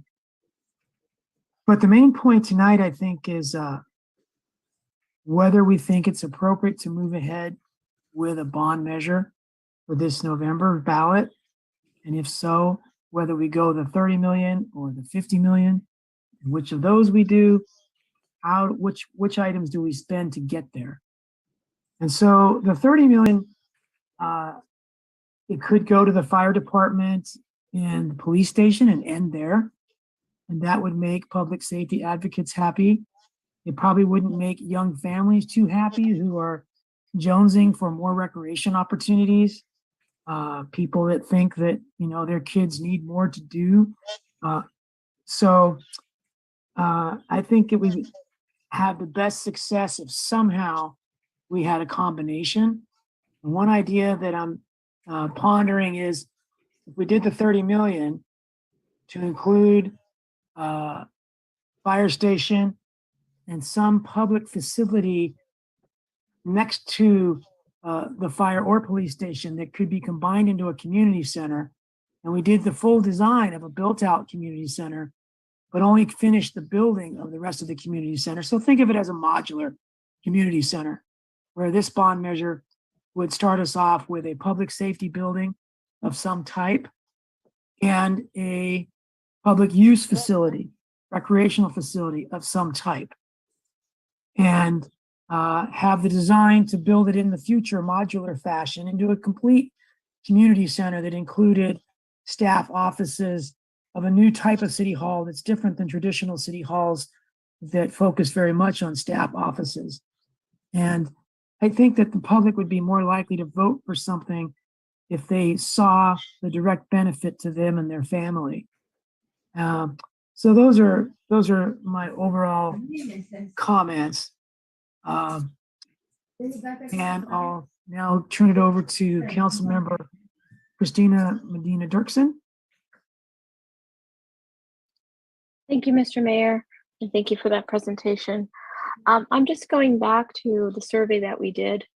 We did a survey, when was that, City Manager, about city needs and how people felt about that? That was back in right before we adopted our budget. So it was like September, October of 20, 2020. Okay. We used So it for, that yeah, so that was about 2 years ago. Is that right? yes, More or less, a year and a half yeah, or two. yeah, year and a half. So my concerns are just that people have not been as engaged as we have about this. So I have a couple of ideas, suggestions. Number one, I did have a conversation with a weekly reporter about this today, and I said, go to our YouTube page because we've got meetings.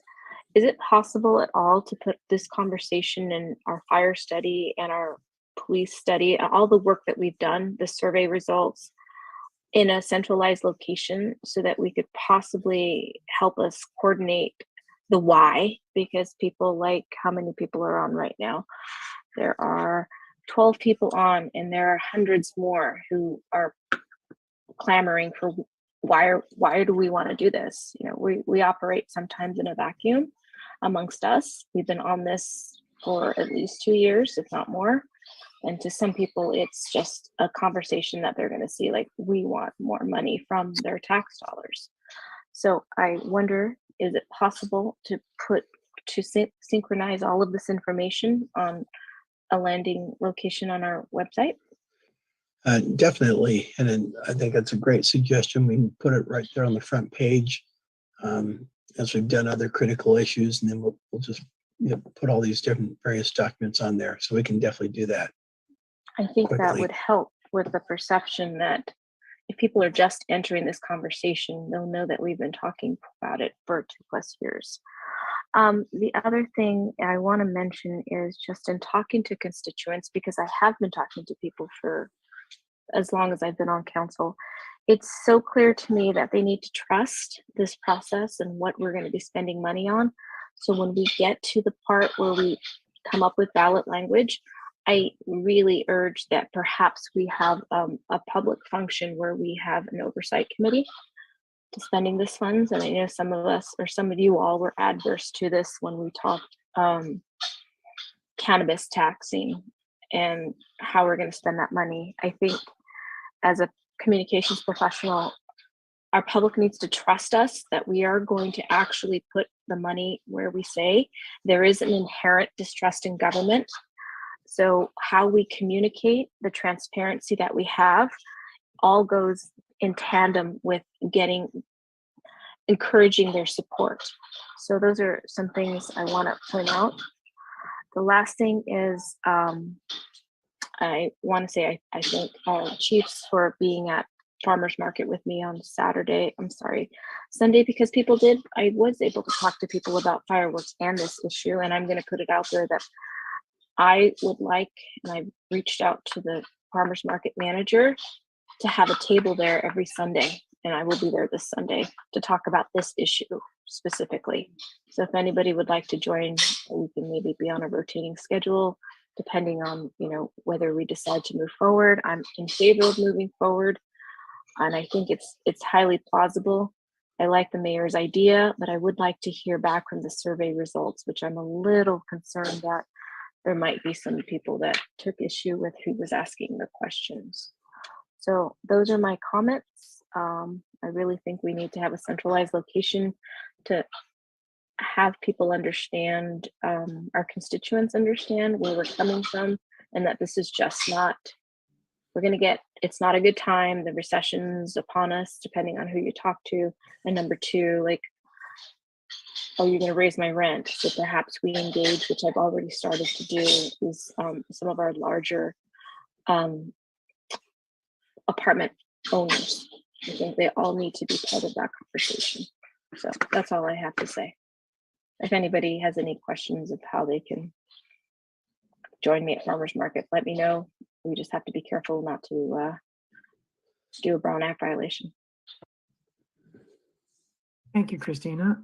Let's go to Councilmember David Burnett. Thank you, Mr. Mayor. It's decisions like this. This is why people show up at the ballot box and vote for people who have clear thoughts, who make rational decisions. And I am interested in the response to the questionnaire in as much as it relates what the public sentiment is. But I think we as elected leaders, we're here because the people said, we trust your decisions and we want you to put us in the best position to life, liberty, and the pursuit of happiness. I don't think we are in a adversarial position with our constituents. I think for the most part, we are accessible and we relate as much we can whenever the opportunity presents itself. I've been stopped numerous times shopping and just around town, and people are always eager to share. I think the city manager has made a compelling case for those of us who have been in our facilities, that have toured the police facilities and the fire. We know the need is real. Lane is nothing if he's not, moderate in his description. I think we could make a case that it's all falling apart and it's in terrible condition. So I think having input from the public as to how much they trust our ability to make decisions is important. But I would like that the council tonight could make maybe a show of, if we all agree that this is a reasonable proposal and that it needs to be done, okay? And even if the response from the survey was to indicate that it was a very, very low support, I still think we have the obligation to, because we're the ones who are on the inside. We see what the facilities have done. We see, oops, we're running up to 10 o'clock. So I'm in favor of the bond measure, and I think we should give staff direction to proceed with it. Thank you very much. All right. Thank you, David. And we'll go to Lane Long. And Lane, before we go to you, I'll motion we extend until 10:10. Second. We have a roll call vote, please. Councilmember Burnett, Yes. Councilmember Medina Dirksen, Yes. Councilmember Berkeley, Yes. Mayor Delgado. Yes. Please proceed, Lane. Mayor and Council, after hearing some of your discussion, a thought came across that that maybe we could schedule. We don't have a meeting scheduled for next Tuesday, but maybe we can schedule a special meeting and we'll have our survey results back then.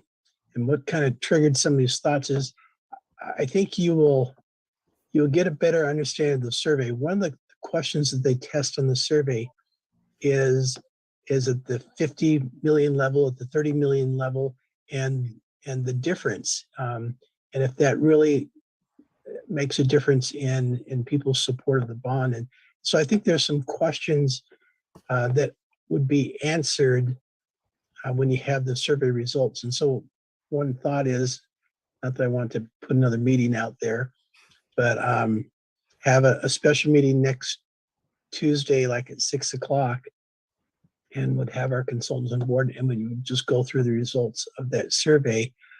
And that would, I think, help us a little bit in getting direction, because on the 19th, we really are going to have some language for our ordinance and for our resolutions. Now, Heidi kind of, she texted me and she reminded me that really our regular meetings do start at 5 o'clock. We just adjourn them, go into closed session, and then open them back up at 6:30.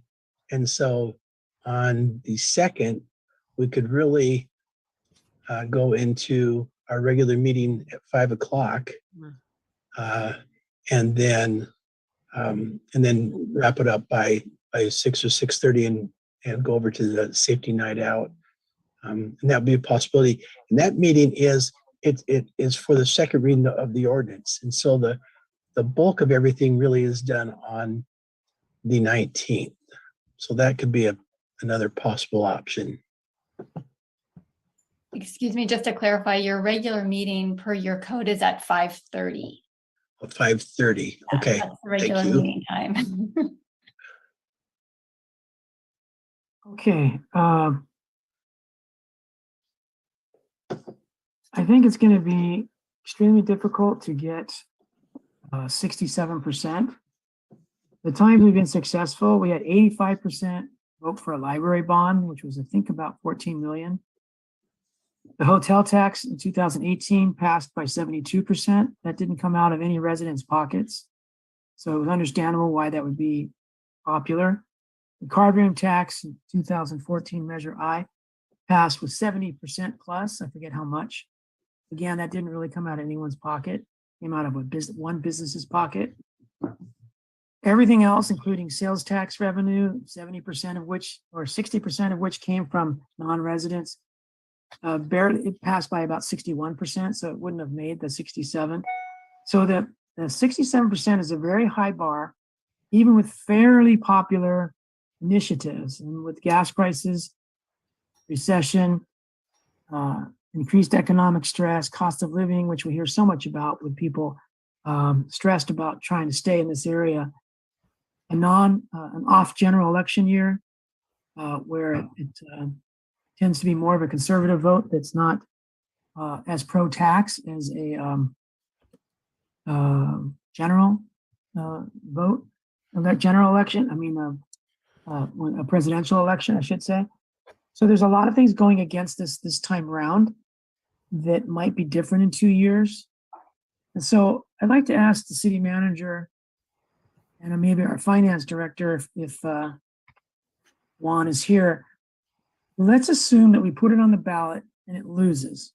If we knew that in advance, would we still put it on the ballot because it gets the word out, it gets the discussion going, and the next time around we try it again, the first time would have helped us? Or if we knew it was gonna, with foresight, knew it was going to fail, would we not put it on to try to avoid a bad taste in people's mouths where they don't tell us the second time? Didn't you hear us the first time? We said no, and this is no a second time.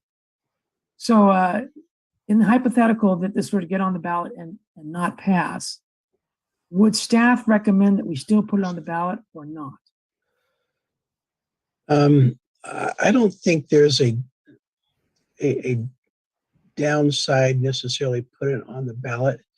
You always want to be successful, but I think when we're talking about critical city facilities, and we know that the cost is just going to continue to go up in those facilities, but some of these are really critical, and I think getting out there to the public is an important thing. And if they vote it down, or if you're at 60% or 62 instead of the majority, I don't think that necessarily it hurts you. I think what it would hurt you is if the public you only had, like, say 40-some%, and a huge opposition to it. Then I think that could be interpreted as, yeah, this is a clear mandate from your public. But I don't think we're in that position. I think the survey will help you, will help address some of that question. But overall, I don't think there's a downside unless there's just an overwhelming against it. No, we don't want it. Then I think you'd have to reassess what you'd want to do in the future. All right, Lane, do you think that there's room or there's logic in going modular to promise a vision that we're taking concrete steps toward that would include more family-friendly, more directly usable facilities than indirect, like a fire station, police station, city hall? It's not so much of a direct benefit. People might see it as an indirect. If they never had the fire department come to their house, they may not be as desirable for a new fire department to spend money out of their pocket in tough times as they would be desirable for an aquatic center or a teen center or a senior center or some other public facility that's directly benefiting. So is there logic in being creative with the components that make up the 30 to 50 million to try to broaden it to include some more directly benefiting facilities and perhaps their design, if not their construction? Yeah, I do think being creative and looking at different, whether it be modular or phased approaches, I think creativity really is important. One of the things that we really have to be clear on is this perception that we have monies that we're putting into the aquatic center or the sports center and this blight removal, and it creates this perception that the city has monies to spend, and if it has monies to spend, then why is it not spending on on these critical buildings? And we have to educate them to understand that those are very different funding sources that are restricted strictly to that, and we can't use those funding sources to some of these other city facilities. And so I think we can certainly be creative and look at phased modular approaches. I think that the survey will maybe answer some of those questions also. And let me interrupt you. To get to a vote, I think we need about 3 more minutes. I'll motion that we go to 10:15. Second. We have a roll call vote, please, Anita. Councilmember Medina Dirksen.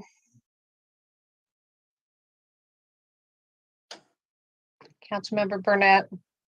Yes. Councilmember Medina Berkeley. Dirksen says yes. Sorry, I left for a second. Councilmember Berkeley. Yes. Mayor Delgado. Yes, thank you. So I think we're done with discussion. We really do need a motion. Would someone like to make a motion? Yes, I'll make a motion. I am making a motion that we bring this discussion back with a full recommendation. I'm kind of winging this because I don't have anything written in front of me from normally. There's the You're doing great. recommendation, but I'm sorry, go ahead. You're doing great. That we bring it back on our next meeting, which is, what did we say, the 12th or the 13th, with a fully written out bond measure along with, or a draft bond measure along with survey results for us to review and decide upon. I'll second. As a friendly amendment, can you add to your motion that we direct staff to bring us back some options? Sure. That add up to 30 and then add up to 50, so we have a menu to pick from? Absolutely. Absolutely. Did anyone else have input they'd like to suggest friendly amendments to fully build out this motion? Okay. Who seconded? Bruce did. Bruce did. All right. Any further comment before we go to a vote? Okay, let's go to a vote then, please, Anita. Councilmember Medina Dirksen. Yes. Councilmember Burnett. Yes. Councilmember Berkeley. Yes. Mayor Delgado. All right, thank you. This is such a critical issue. I'm really glad that we made the progress tonight on it. However we turn out to decide its next step, but thank you, staff. You did a great job giving us an update. Thanks everyone for participating tonight, especially all those folks that are still with us on the public side and the staff side. Great 4th of July, everybody. Thank you, everyone who was involved with that. Hey, there's Eddie Anderson, our commander. See you on August 2nd, if not sooner. All right. Take care, everybody. Thank you. Good night, everybody. Good night.